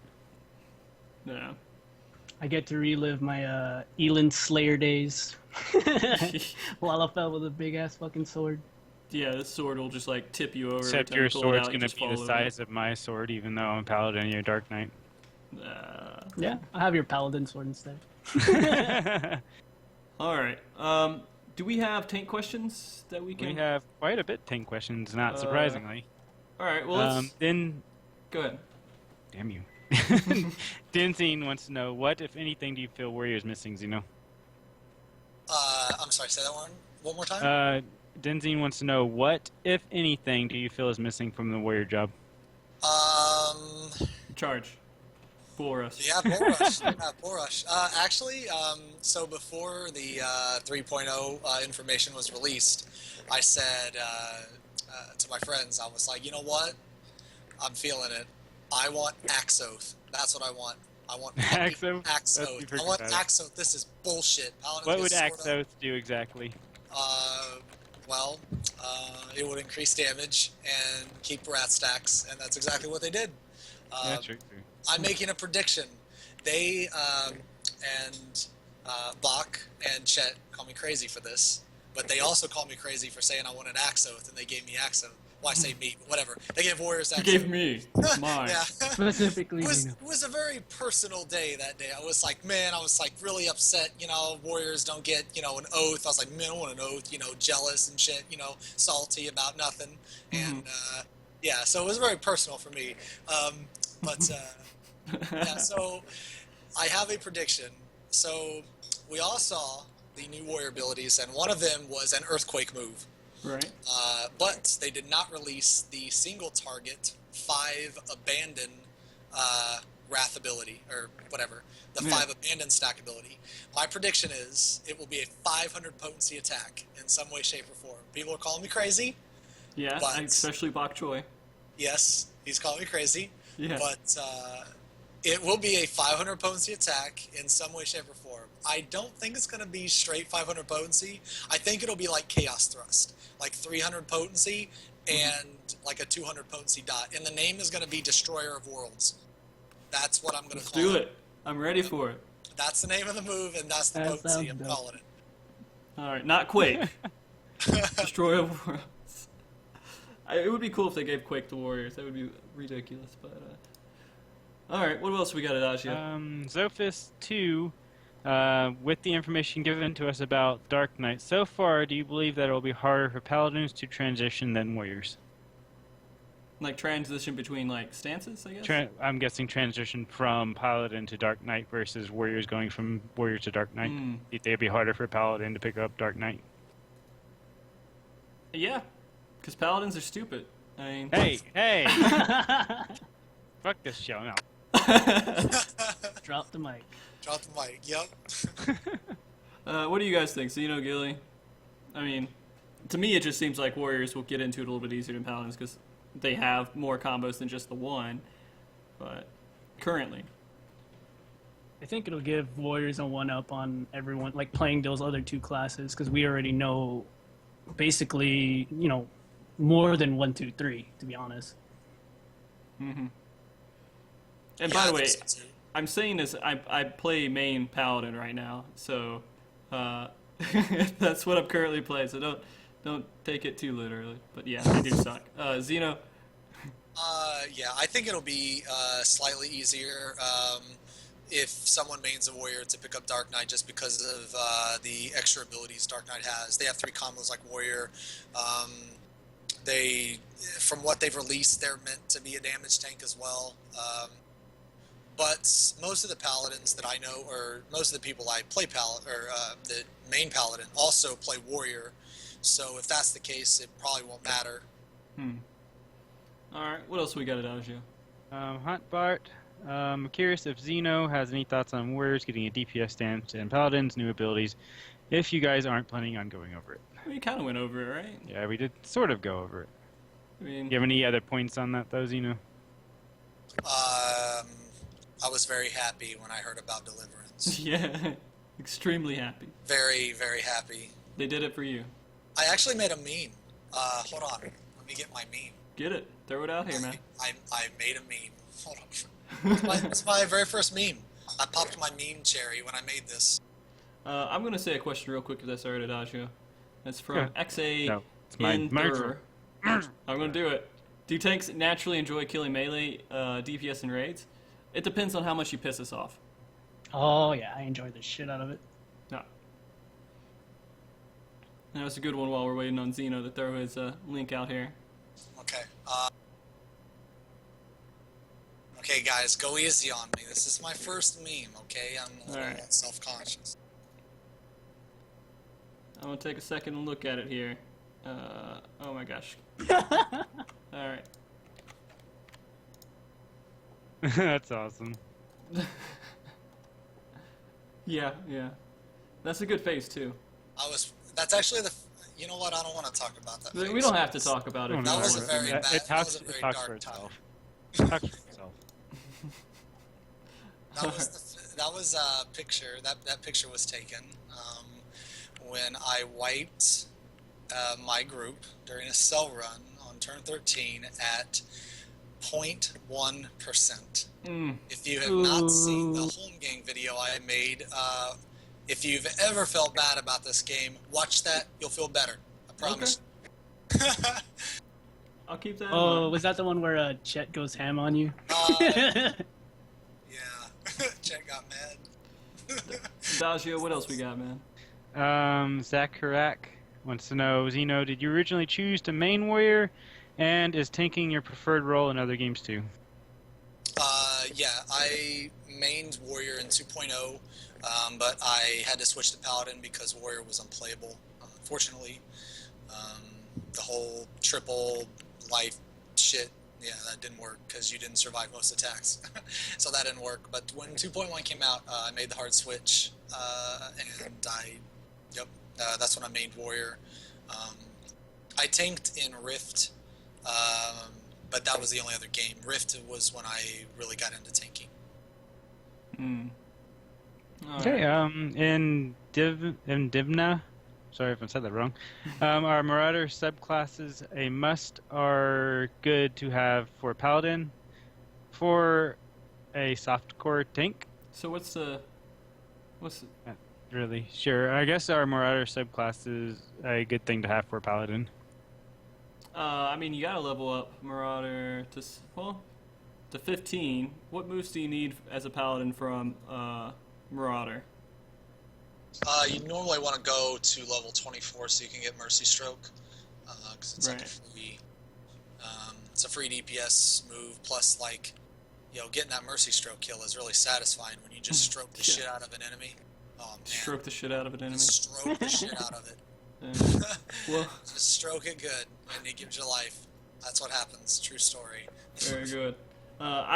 It's not as vital as as warriors having to level up paladins or gladiators and getting provoke. I think that's stupid to me. That pissed me off so much because I didn't want to touch paladins at all or gladiators. I wanted to just level warrior straight, but then I had to level up a gladiator to get the goddamn provoke move. So in the other sense, yeah, if you're a warrior, it's really important for you to level up a gladiator. Paladins, not as much to have for marauders, I think. Right? Are we all agree on that, or am I completely just talking out my ass? Yeah. Both. Xeno says yes, both. Okay. No, I think it's dumb that you have to level Gladiator 22 to get provoke. That should just be a, It's like Azuna and leeches, right? You should just have one for each. Yeah, you should just have it. Like, are you fucking kidding me? That means Dark Knight has to have a level 12. Oh my god, get out of here. Alright, what else we got, Adagio? Emma we'll do two more Stone questions. again Two more. says, Mr. Xeno, what is the balance between tank doing DPS and preserve some TP for tanking? I used to raid with tanks who go mad DPS and always ask for TP song. Please, I'm a bard and no nin. So Final Coil was really rough on bards. If a tank was not running out of TP, they probably weren't playing their job correctly. Correction, not correctly, but to their full potential. Final Coil was really difficult on bards because of the HP scaling versus the amount of TP that Payon actually replenished. The amount of TP needed and the very little downtime on bosses were really, really, really rough on Payon because Payon almost couldn't keep up, if that made any sense. So, like, hopefully they'll change that. It should be changed when 3.0 comes out, but if you look back on Second Coil, you really only played Payon when someone died. So I think that was only specific to Final Coil. I don't think that outside of Final Coil you should need Payon near as much. Alright, what else we got at Dodge? Duryu14 wants to know if Dark Knight can absorb HP. I don't know if we actually know that for sure or not. Yeah, they revealed it has some siphoning abilities. I think they released one ability. It's the so in your second combo, you have Siphon Blade that recovers MP, and then the third hit of that, I cannot remember what it's called. But if you have Dark Arts activated, it will replenish HP. Alright. Well, just keep going, Adagio. Might as well. We keep kinda picking near them the up. end. Yeah. Alright, let's see. Shiznaz wants to know power. Oh, power went out, so he couldn't ask earlier. For Xeno, on maximizing tank DPS between Warrior and Paladin, is Paladin more pigeonholed as a main tank because of Sword Oath is on global cooldown? Not necessarily. Like a paladin's damage will, it all comes from Sword Oath. So like, there's no like super like secret. You just pop Sword Oath at the beginning of the fight and you're good. Because if you're transitioning, so you're going from Shield Oath to Sword Oath, and I'm sorry to hijack that question, but if you're transitioning from Sword Oath to Shield Oath, or other way around, how much time do you need? Like, how many attacks can you put in for it to actually be worth that global cooldown? Like it's difficult to say because it just depends on what you're trying to mitigate. Like, like for turn 10, for like Critical Rip, for example, like I just tank the whole fucking thing in Sword Oath, because you don't really need Shield Oath unless someone dies at the end phase. So for the first like Critical Rip, you don't even need Shield Oath, you just pop Sentinel, or you can pop Rampart in Convalescence, because ideally you're going to have a Scholar, so if you pop Convalescence, your ad load is going to be 30% more. And because Critical Rip doesn't hit near as hard, so in that case, you don't necessarily even need a swap. But in a case where you do need to swap, I use it as a defensive ability and not a stance. So like, I'll swap for the attack, and then I'll use like maybe Fracture, and then I'll immediately swap back. I try not to break my combo. You never want to break your combo though. So like, if you decide, like let's say Fracture's already on the boss and you decide to use Fast Blade, just finish your combo before you switch back.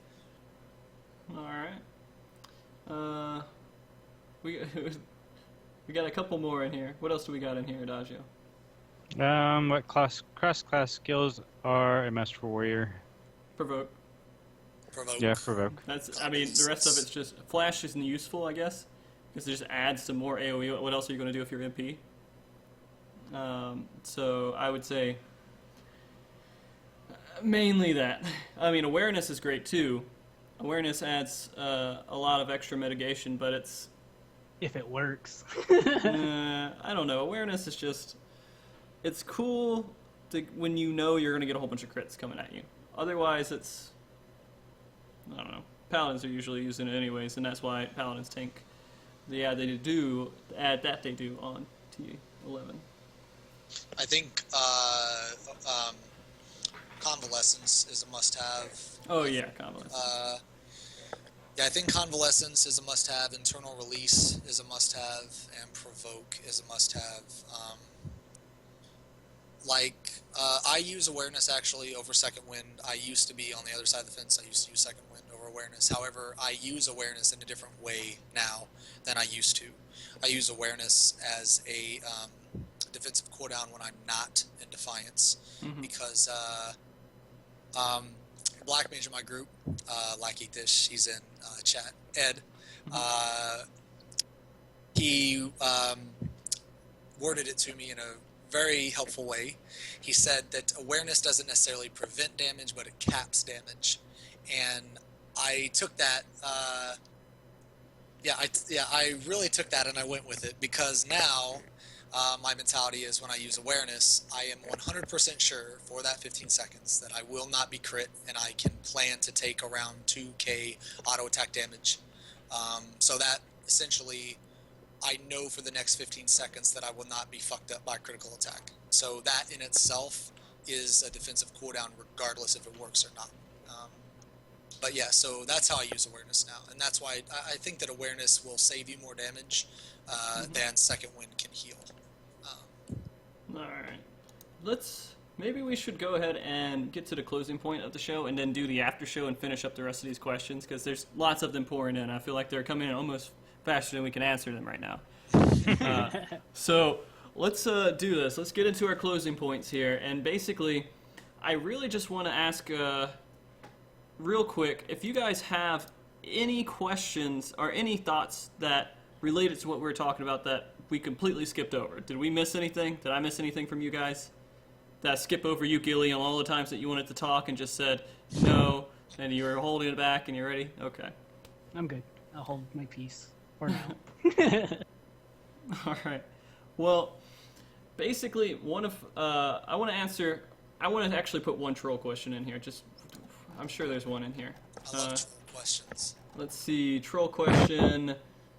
I'm going to pick this one, Adagio, if that's okay, because I just want to pick a really good one. Yeah, sure, go ahead, man. Alright, okay, there's some in there, but I'll let you pick it, Adagio. Wait, what? I don't have a good opinion on it right now. I was thinking there's going to be something more exciting. Am I picking the troll questions or the troll tanking questions? Just the troll, yeah, do the troll tanking Troll question, right? Not do troll tanking. The more troll, the better.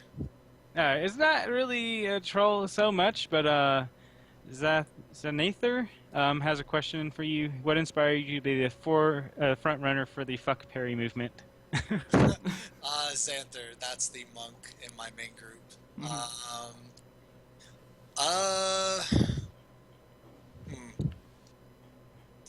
I don't know. I just started to realize like how shit parry actually was, and I was like, you know what? Why stack this useless piece of shit stat when I can be doing plenty of damage? I guess. I don't know. It was really more like when you were going through and figuring out all the stats, and then you realized again, you proved that to yourself that parry was just shit. There's no way that you could make sense of using it, right? I started to really not like parry during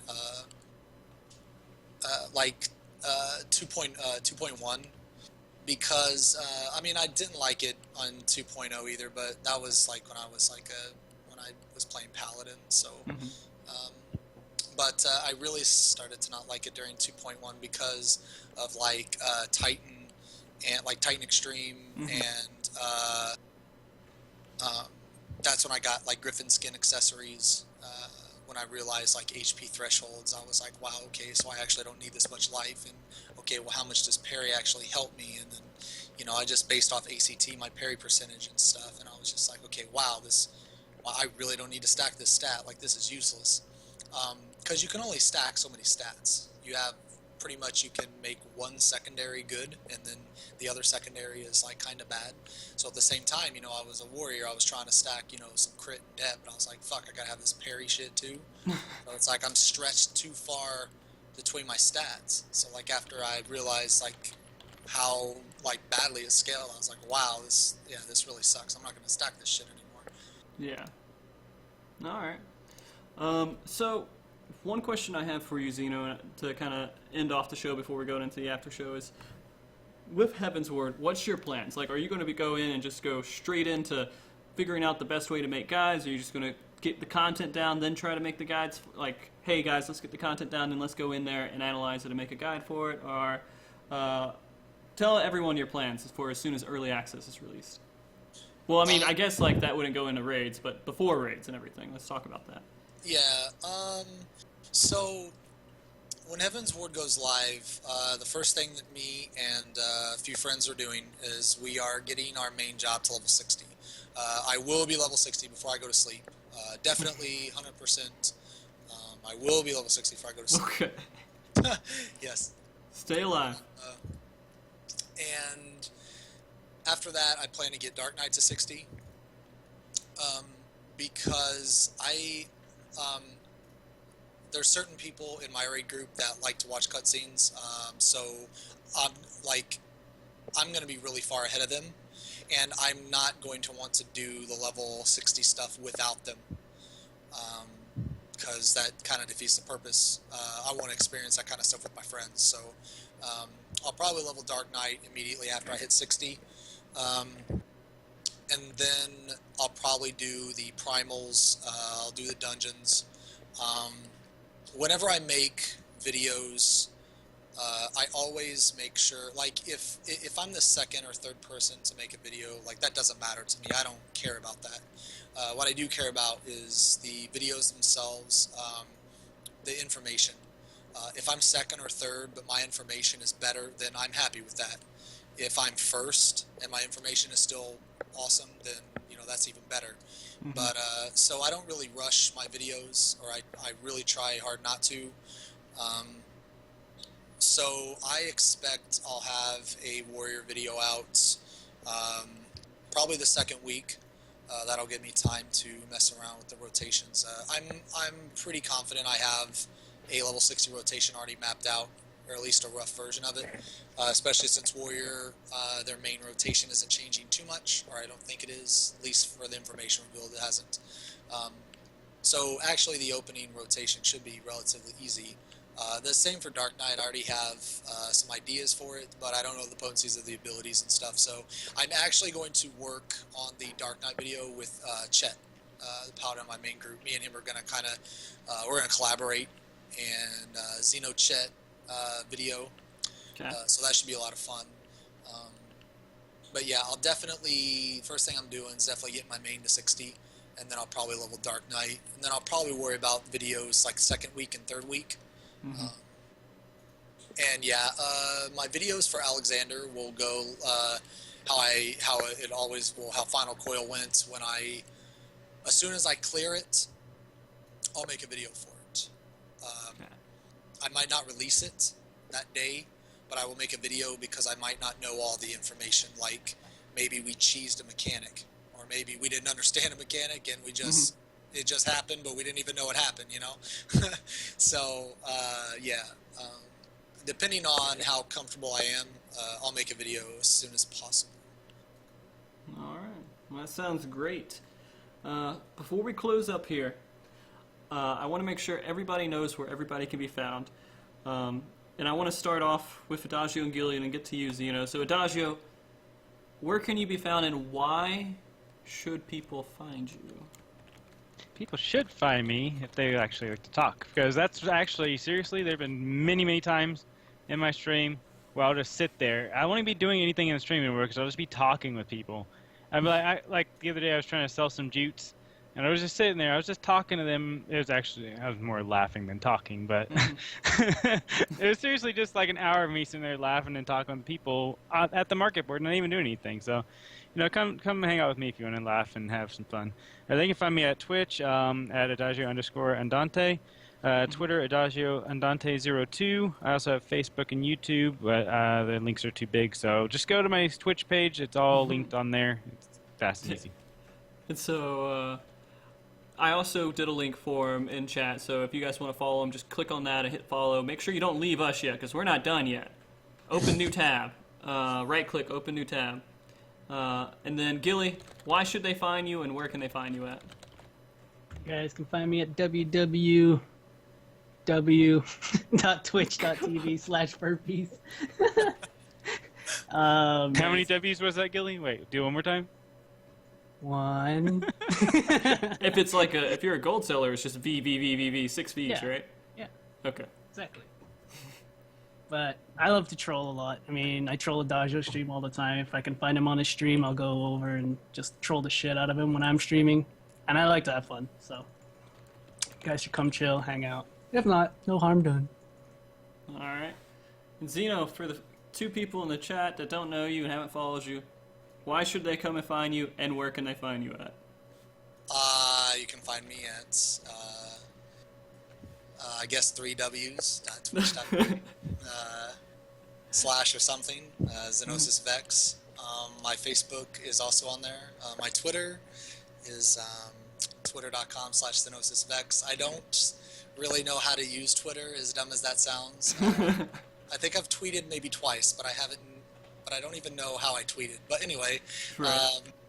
yeah, so my Facebook is on my Twitch as well, and yeah, come hang out at my stream, queue up with me for Terror Duty Finder. If you do dumb shit, I'll tell you, and chances are I'm going to do dumb shit, so you can laugh at the dumb shit I do. And yeah, we can have some fun. Yeah, and also, watch this guy for guides if you need any information on anything that's a physical, manly class or job, and if you need to learn how to do Final Coil or Shiva X, which you have out there as well. You have some pretty good guides out there. Alright, well then, if you guys have any suggestions or comments for the show, send them my way. I want to make sure that I make the best show I can for you guys every single week. Next week we'll be here at the exact same time, Monday, 9:30 p.m. Eastern, or 6:30 Pacific time zone. And we will be basically just doing a hype train for Heavensward. And who else to come here and hype it up with us besides Milo? So we're going to have Milo here, and we're going to probably be screaming and yelling and doing all sorts of things, just going over all the basic details of Heavensward. If you guys, I have new segments that I'm trying to make all the time. If you guys ever want to be on one of these shows that I make, please check out the survey at the very bottom and fill it out. I definitely like getting streamers on here so people can be more familiar with who's out there and who's available to watch for streams. And if you haven't had enough of us yet, stick around. The after show is very shortly, or going to happen shortly. And as we get into kind of a cool down mode, I myself will be going to the bathroom first, but we'll be going over some questions. Yeah, get the rest of it. You don't have to be here for the questions. Yeah, the questions just be here. We'll have the cams off and everything so we can put our ugly faces back on. And for the people who are leaving right now, I do want to say goodnight to you, and I'm going to wave to you because this is the last time you're going to see my face. Good night, guys. And then our guests, everybody want to say goodnight? Hey! Good night. Peace out. Peace out. Later. Alright, I'm going to switch over right now. Alright, you can't see our faces anymore. We're still live, but you guys can undo your pants or whatever you're doing. Okay, I gotta go pee. Oh, my clothes are coming off. Yeah, clothes aren't coming off. Ask the question, Joe. Ask it. Yeah, shoot, Joe. Throw it out. Adagia, Gilly, and Xeno. There we go. Oh, gosh. Are you still... Hold on, let me go to Skype, because I feel bad not having my Skype up, and now I feel better that you guys can see me. There you go. Now you can see me moving my arms around and doing all crazy nonsense. We'll go ahead and hit Joe's first. Joe wants to know if you cut your hair, Xeno.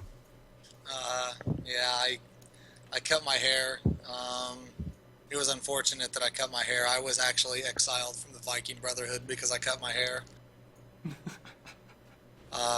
Goddamn Vikings. They need to be a little bit more generous with that. Yeah. I don't know. It just kind of got in the way, I guess. Yeah. Alright, you guys do that question. I'll be back in like 2 seconds. Okay, we have a crap ton of questions here. Still.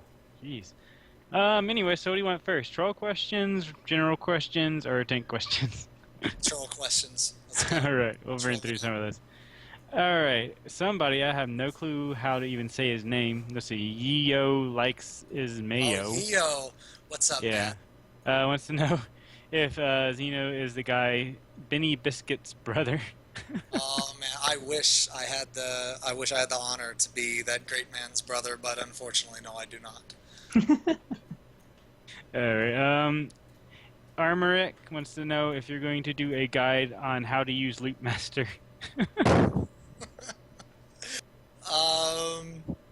Well, I guess until someone pisses me off, I won't. But then when someone pisses me off by using Loop Master, I'm probably gonna make a video on it. Nice. Alright, let's see. Nilation wants to know if you, or how did you get so metal? Oh, no. That metal motherfucker Holy shit. Every time he comes into my Twitch, he's like, what's up, you metal motherfucker?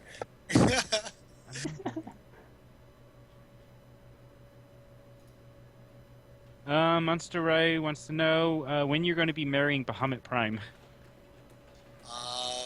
He's already taken by Marby, if you didn't see my Valentine's Day video. But Yeah. he had his way with Marby.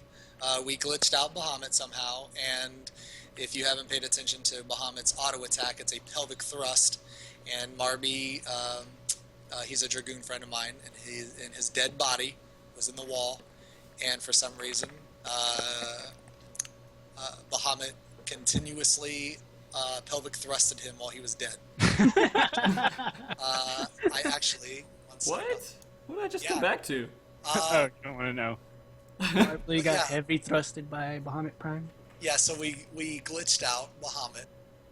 Press. We're at the troll questions here, and the next one's going to be Akimu. Just let Xeno go through. I got to take care of Logan real quick, so you can answer. Oh, we interrupted Xeno so he could... Alright, I got you, Go ahead and explain it to him, because he did not hear. Okay. So, one time, we were doing turn 13, and, let's see. Okay, here's the video. We were doing turn 13, and somehow we glitched Bahamut out. One of our members, they DC'd. And if you've never paid attention to Bahamut's auto attack, it's a pelvic thrust. Yeah. And one of our members was repeatedly pelvic thrusted while dead. So, here's the video. The Valentine's Day special video that I made. With you and Bahamut? No, not actually. Bahamut's taken. My friend Marby. Okay, I got you. He's a Dragoon, so go figure. The LOL Dragoon dies and something bad happens to him. Oh, that's great. Alright, so let me see where we are.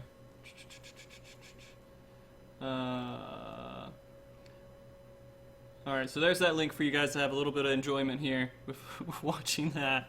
But I actually have a streaming question that they were asking, and they're basically asking, what is your advice for people trying to become more active streamers? I would say stream as often as you can, because there's been some times when I haven't felt like streaming because I just kind of want to chill. And each time that I decided that I wasn't going to stream that night, I missed out on a lot of potential new, like, oh my lord, oh, Jesus, hack and whack. Yo, hack and whack, thank you for the follow. Sorry about that. No, it's fine, it's fine, you're here. But so, yeah, like, a lot of times, when I didn't feel like streaming, I missed out on a lot of potential new followers, or like people, like new people to check out my stream. So I would definitely say stream as much as you possibly can. Yeah, I mean, if you want to be active more, just get Monster Energy drinks. You're good, right? That's how you become more active. Yep. Yeah, and I mean, also you just gotta factor into when you can and when you want it. If you don't want to stream, don't stream. It doesn't make any sense to it, because you're not gonna have a good time, and your viewers are gonna know you're not having a good time. Okay, so let's see. I have a serious question. Xeno, if you play Destiny, are you looking forward to that potential Red Bull exclusive quest to their taking? Do you play Destiny first? No, I do not. Sorry. Okay. But yeah, it says, would you look forward to the exclusive Red Bull quest? And I would assume no, because you're a Monster Man, not a Red Bull man. I am indeed a Monster Man. I do not like Red Bull. I just don't like the taste. I actually don't like Monster because it's an energy drink. I just like the taste. So, yeah, I don't know. Alright. Shadow, X Shadow F1R3X asked if you would help somebody clear T9 non-savage. Of course. Yeah, I think you're pretty much, you love that fight, right? Yes, I join learning parties all the time. Me, Bach, Chet, Ella, most of my friends will always join a learning party. We get really, really hyped when we say a Titan Extreme learning party. Holy fuck. We joined that so fast, it's not even funny. So yeah, I definitely help a lot. I also queue in for really difficult content like Turn 13 for Duty Finder. I've helped a lot of people get achievements, so yeah, I definitely enjoy doing that. All right. What did I miss? I deleted all the questions. It doesn't matter what you miss. Oh, damn. Thank you for that. My feelings are considered here. Then about 88 Kitten said, XenosysVex, are you ever going to have time where you play with Final Fantasy 14 with some of your viewers? And I think you play with them a lot, don't you? Yeah, I Yeah, play that's with, actually leaked with Barbaron. He actually said that he plays with his viewers all the time. That's why they're squished Let together. Xeno answer it, man. I'm answering because you freaking took my consideration out in the last part. Damn it. Go ahead, Xeno. No, I play with viewers all the time. Yeah, all the time. At least every time I stream, I get people on the stream to queue in with me. It just kind of sucks that I can only queue with people on Aether Data Center. So unless you're on Aether, yeah, I can't queue in with you. All right. Let's ask a tank question real quick. Actually, you know what? I'm taking over your job, Arjun. Just go ahead and do it. I'll let you do it. Alright, fine. James Argent wants to know, with the new warrior skills for directional crits, is awareness a new must-have? No. Okay, actually, yeah, I wanted to talk about that for a second. Sure. So, the new ability that guarantees a parry, for some reason people are focused on this. If you get hit from the side, if you get hit from the back, none of that fucking matters, because you're going to be tanking. The boss isn't just going to, like, side shift, hit you from the side, then come back. He's not going to do, like, some zombie thriller move and come back. It's like, from the side and back doesn't even matter. Like that ass part of the ability, it's not even there in my mind. It's just like, wow, I really just straight parry the next attack. That is amazing. So yeah, like, don't even think about that as like a negative effect. I mean, I guess unless you PvP, I guess it can be. But I mean, PvP I'm not really a fan of PvP in this game. I actually love PvP, but just not in Final Fantasy. I think it's pretty bad. But yeah, I think the parry ability will be fucking spectacular. I think it's awesome. That's basically a free, like, vengeance or a free sentinel. Just for one hit, you mitigate like 40% damage. That's fucking amazing. Can I ask Limit Break Radio's kind of troll taking question they asked? Yeah, go ahead. Sure. Dear Xeno, this is from Limit Break Radio. Dear Xeno, Guildwork says I'm a shitty tank. How do I get good and validate myself with their approval? Yeah, that's LBR get good. Yeah, LBR get good. Well, okay, so so you didn't specify which tank, so I'll just go into both. If you're a shitty paladin, first off, you take your sword and your shield and you throw it away and you pick up an axe. And then after you do that, if you haven't seen the video The Way of the Warrior, you need to seek guidance from the blind healsman, Amanam Nam Noms. That's his name. Amanam Nam Noms. He's the blind healsman, and he is a mentor of warriors. He will train you to be a great warrior. Viking status, like with a ship and everything. It's extremely good advice. Yeah. Alright, what else we got, Adagio? Let's see. I guess we could stick with tanky questions for a second. That magical potato wants to know. He says, I want to be a good tank, but I'm a potato. Any tips, Xeno?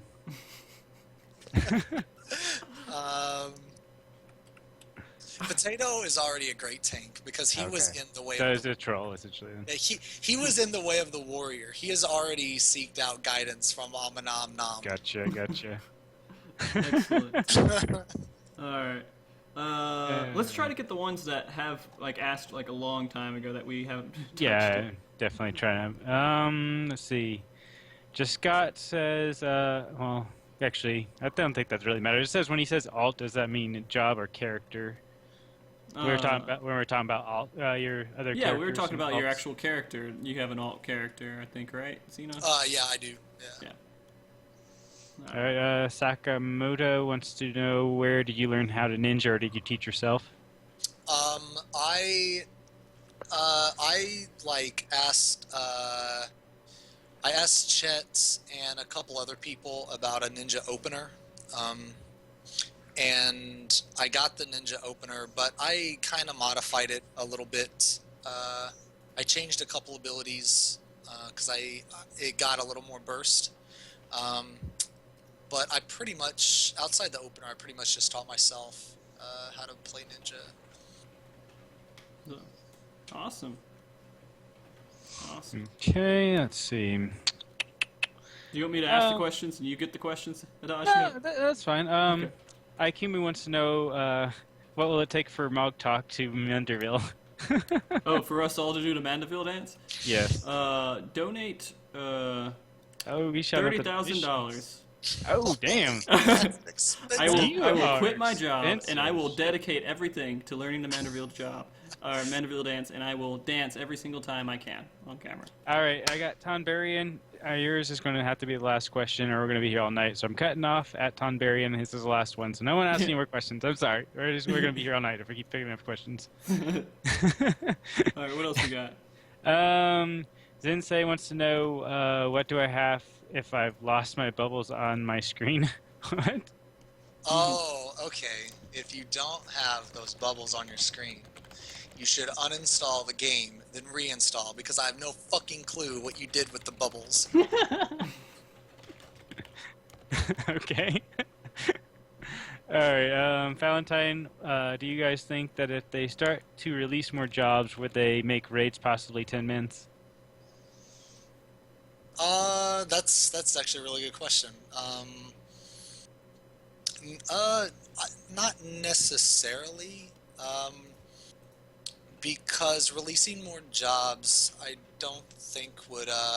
So if you release more jobs, that doesn't necessarily change the 2 tank, 2 healer, 4 DPS composition, and that seems to be what they're going for, because you could say with these 3 upcoming classes, they could have increased maybe a DPS slot, so then it would be like 9 man.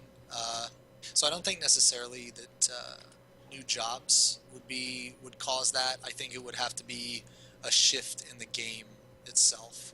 Like, I think they would have to take the game in a different direction, because once you change the 2 tank, 2 healer, 4 DPS composition, you actually change how you battle the boss. Because now, let's say it goes to 9-man or 10-man. Let's say it goes to 10-man, so now you have 3 healers and 5 DPS. Well, now that changes things, because that means the raids need to have higher DPS checks and more healing. Or let's say you have to have 3 tanks and 3 healers. Well, the bosses are going to have more ads. They're going to hit way harder more often. So I don't think that adding more jobs would necessarily change that aspect of the game. I think if that aspect of the game changes, it'll be its own like separate ordeal, I guess. Okay, sounds good. Let's see, what else can we ask you here? We still got like at least 12, 13, 15 questions. I don't even know. You gotta filter through some of them. Like, we might want to skip the diddler one. I was just going to ask that one, actually. Okay, what happened to the diddler? Did he go to sleep? Kappa. The diddler, oh man, so my friend Banos, he has this really, really, really gay Ellison outfit that's like all pink, and he's got the dunce cap on, and he looks like he's the diddler. He's the Riddler's gay brother that did not make the cut from DC. So it looks fantastic, is what you're saying. Because instead of like, a Riddler cane, he uses like a feather duster. Nice. That's awesome. All right, let's get us so answer these a little faster so we can get out of here. Go All right, shotgun him. Luciana XD33 wants to know, can we speak about the starting gear for the new classes? I guess it's just going to be, I mean, they're going to start at level 30, so that's just all going to be like the older, like the Dark Knight gets the old tank gear, the Astral Legend gets the old healer gear, and so on and so forth. Essentially, is that wrong? Am I picking up that wrong. I think that's right. I think they might get a bonus level 30 set, like assuming that assuming that they get their artifact armor at level 30 maybe. Because every single picture we've seen of them, they've been in their specific armor, you know? So unless they were all level 60, which I don't think we could assume that, but I don't know. Okay. Rest in Pieces wants to know what class should I play. I mained a Ret Paladin in WoW, and I was wanting to play maybe a Dragon or a Paladin in 14. It was answered in chat. I don't know if we want to go ahead and just throw out our opinion on that. Alright, since I have WoW experience, what Paladin you like doing lots of DPS, hitting stuff with hammers and doing holy DPS, I would say be a Paladin and just be in Sword Oath the entire time. Don't even worry about it. Just go out there and you can still do the magical stuff. I think the only other selection you could pick would be Dragoon would be, I guess, a good choice for it. Okay, good enough. All right, God forbid, do you think knowing how good or bad DPS is relevant if they just are doing story content? No, probably not. Well, I mean, no. Let's say, okay, so it's only relevant if they can't clear the content.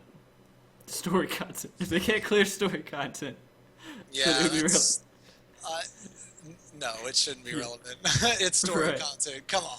You might want to uninstall. If you yeah. Okay. All right, Bak Chokin. I have a fun warrior question on the panel. You're at 4,000 HP and Bahamut Pride and Ready's flatten. Your Berserk wears off and you're pacified. Which would you rather have, Cure 2 or Asuna? Asuna. Because if I die, so you better believe I'm not pacified dead. Asuna, hey, I may be dead, but you know what? If I could act, I would.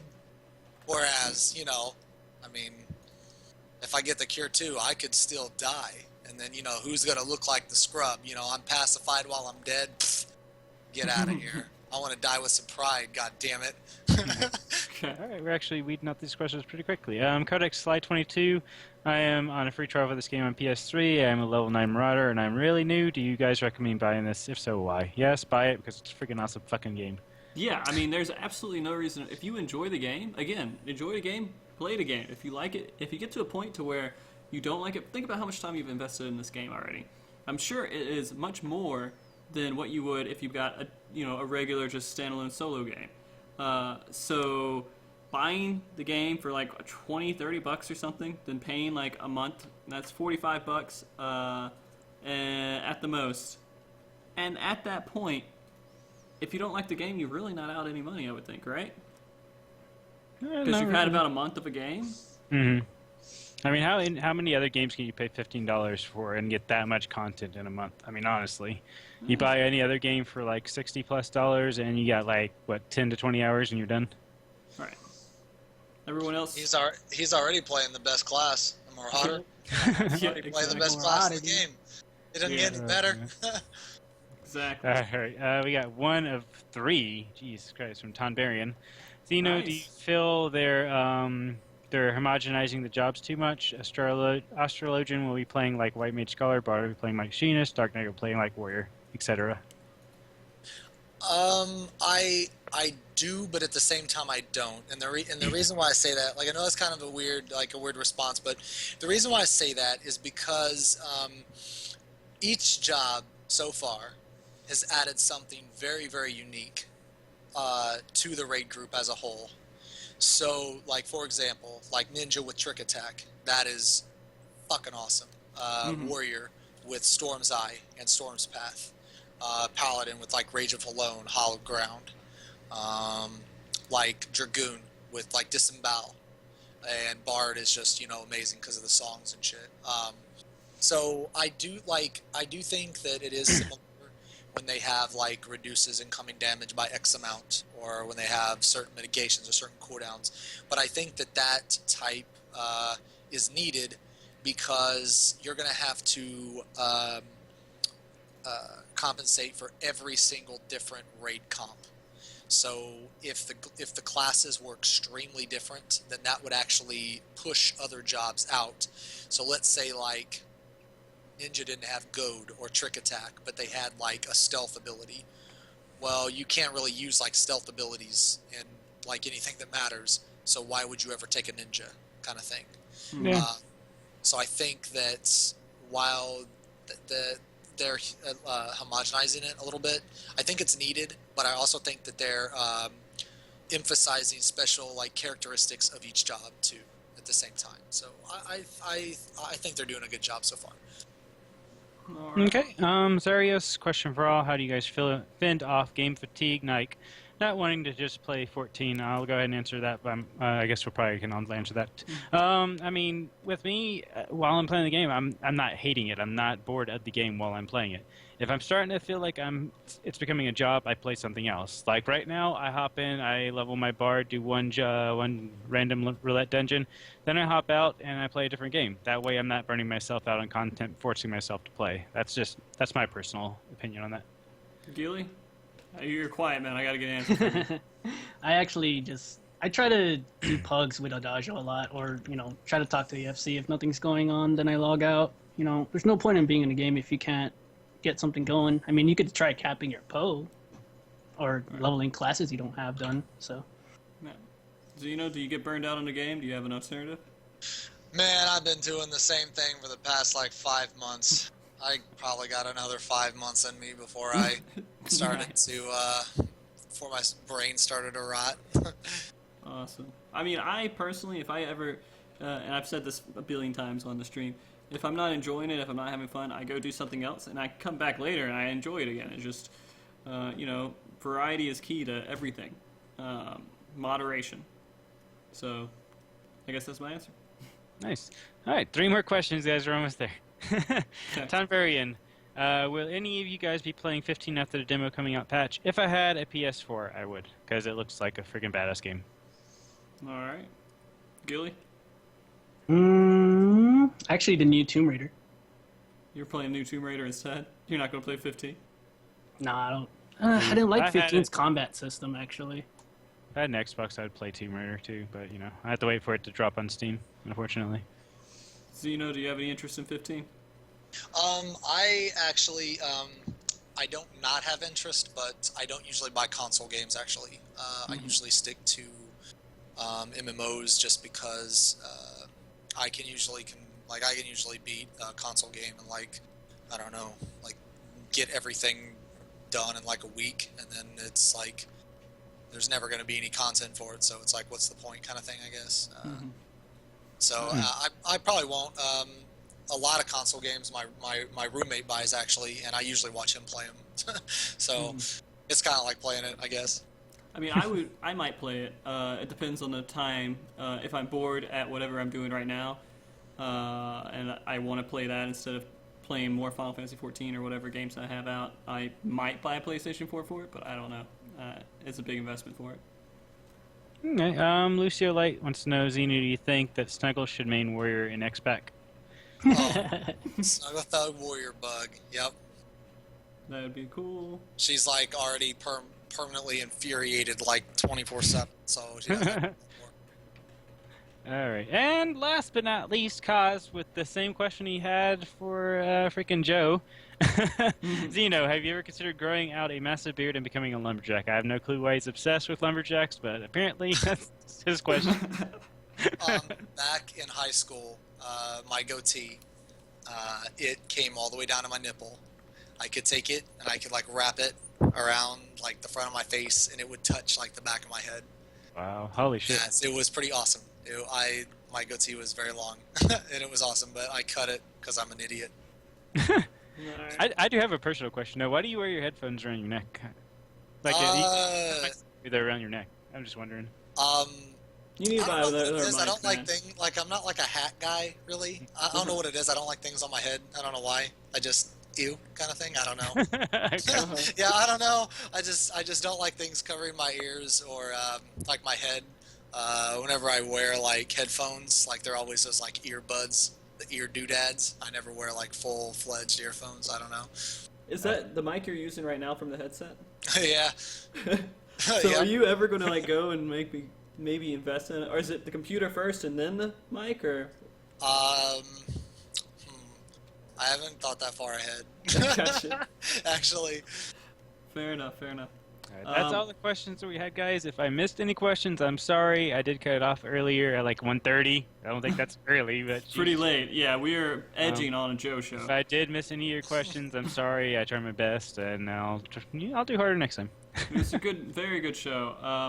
I want to ask real quick before any kind of closing statements here. Are you streaming after this, Xeno? Yes. You are? Yeah, I'm probably gonna take like a 10-minute break, but. Okay. Then what I'm going to do is I'm going to rehost you. Oh, awesome. Thanks. Yeah, so I can make sure that, well, I mean, you hosted me in the first place, so make sure that the viewers can go to you and watch you actually stream. So let me make sure I'm over there. And,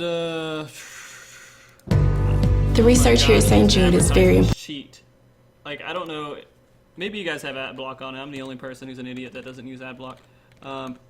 But if you have the stream muted, and you start it up, sometimes the advertisements pass the mute and play anyways. And it sucks. Especially when I'm already streaming. See, everyone's like, oh my god, what the fuck? Rip ears, they bleed. That's not very nice to the followers. Come on. They were staying in here for I the didn't know episode, and it you're was- blowing out their ears. I mean, come on. Alright, well, Xeno, thank you so much for coming on the show, man. Definitely, I appreciate you asking me. It was a lot of fun. This was this is my first like show like this, so I definitely appreciate you letting us be like your first here. Yeah, buddy. Popping My that cherry podcast has cherry. popped. What? You are fine gentlemen indeed. I'm sure you're going to be on lots of... People are going to want you on their shows. If they haven't asked you already, I'm sure you'll be on a few shows soon. You've been great on this show. And I appreciate Adagio and Gilly, like always. Adagio holding up all the questions. Gilly doing a great job with his nonsense. Dude, that's all I'm here for. I'm the hype man. We're gonna definitely have use for you next week for sure. Then I can just imagine it's been you and freaking Milo Dude, just me and yelling at Milo. each other back and forth, and that's just gonna be the whole show. It'd be great, man. Should let Xeno do like a shout out to anybody. Yeah, Xeno, do you have shout-outs? Actually, yes, I do. Okay, so let's see. Let me get my. Okay, so I received a message last week. Hold on, let me get his Twitch name too. Man, my computer is taking forever to load. Sorry. Sorry. Okay. So this guy messaged me, Nekwari Gaming. I'll link his Twitch. He is doing a 48-hour stream from Adamantoise, a charity stream on 6/19. So when Heaven's Ward comes out, he's going to do a 48-hour continuous stream. And all the donations that he receives will be going to charity. And I've been promoting his stream on Facebook and other shit like that. I'll link his Twitch. So I was going to set up a multi-Twitch with him because I plan on streaming as well. I'm sure you guys do too.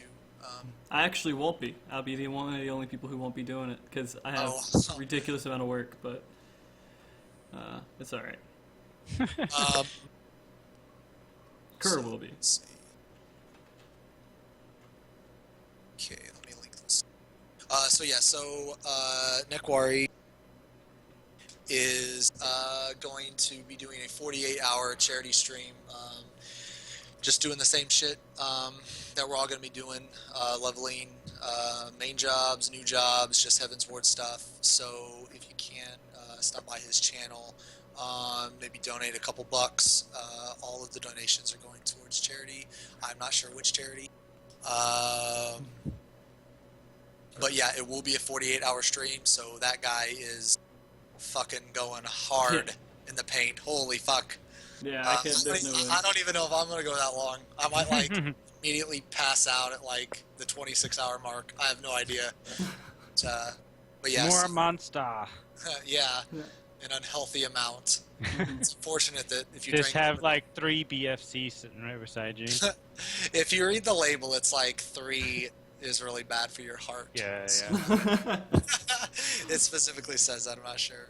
Yeah. Yeah, so yeah, he's going to be doing a 48-hour stream. So if you guys can check his shit out, donate a couple bucks. Yeah. Alright, I'm going to do one last shout out for everyone that has been on the show. If you enjoyed this show, of course, hit follow.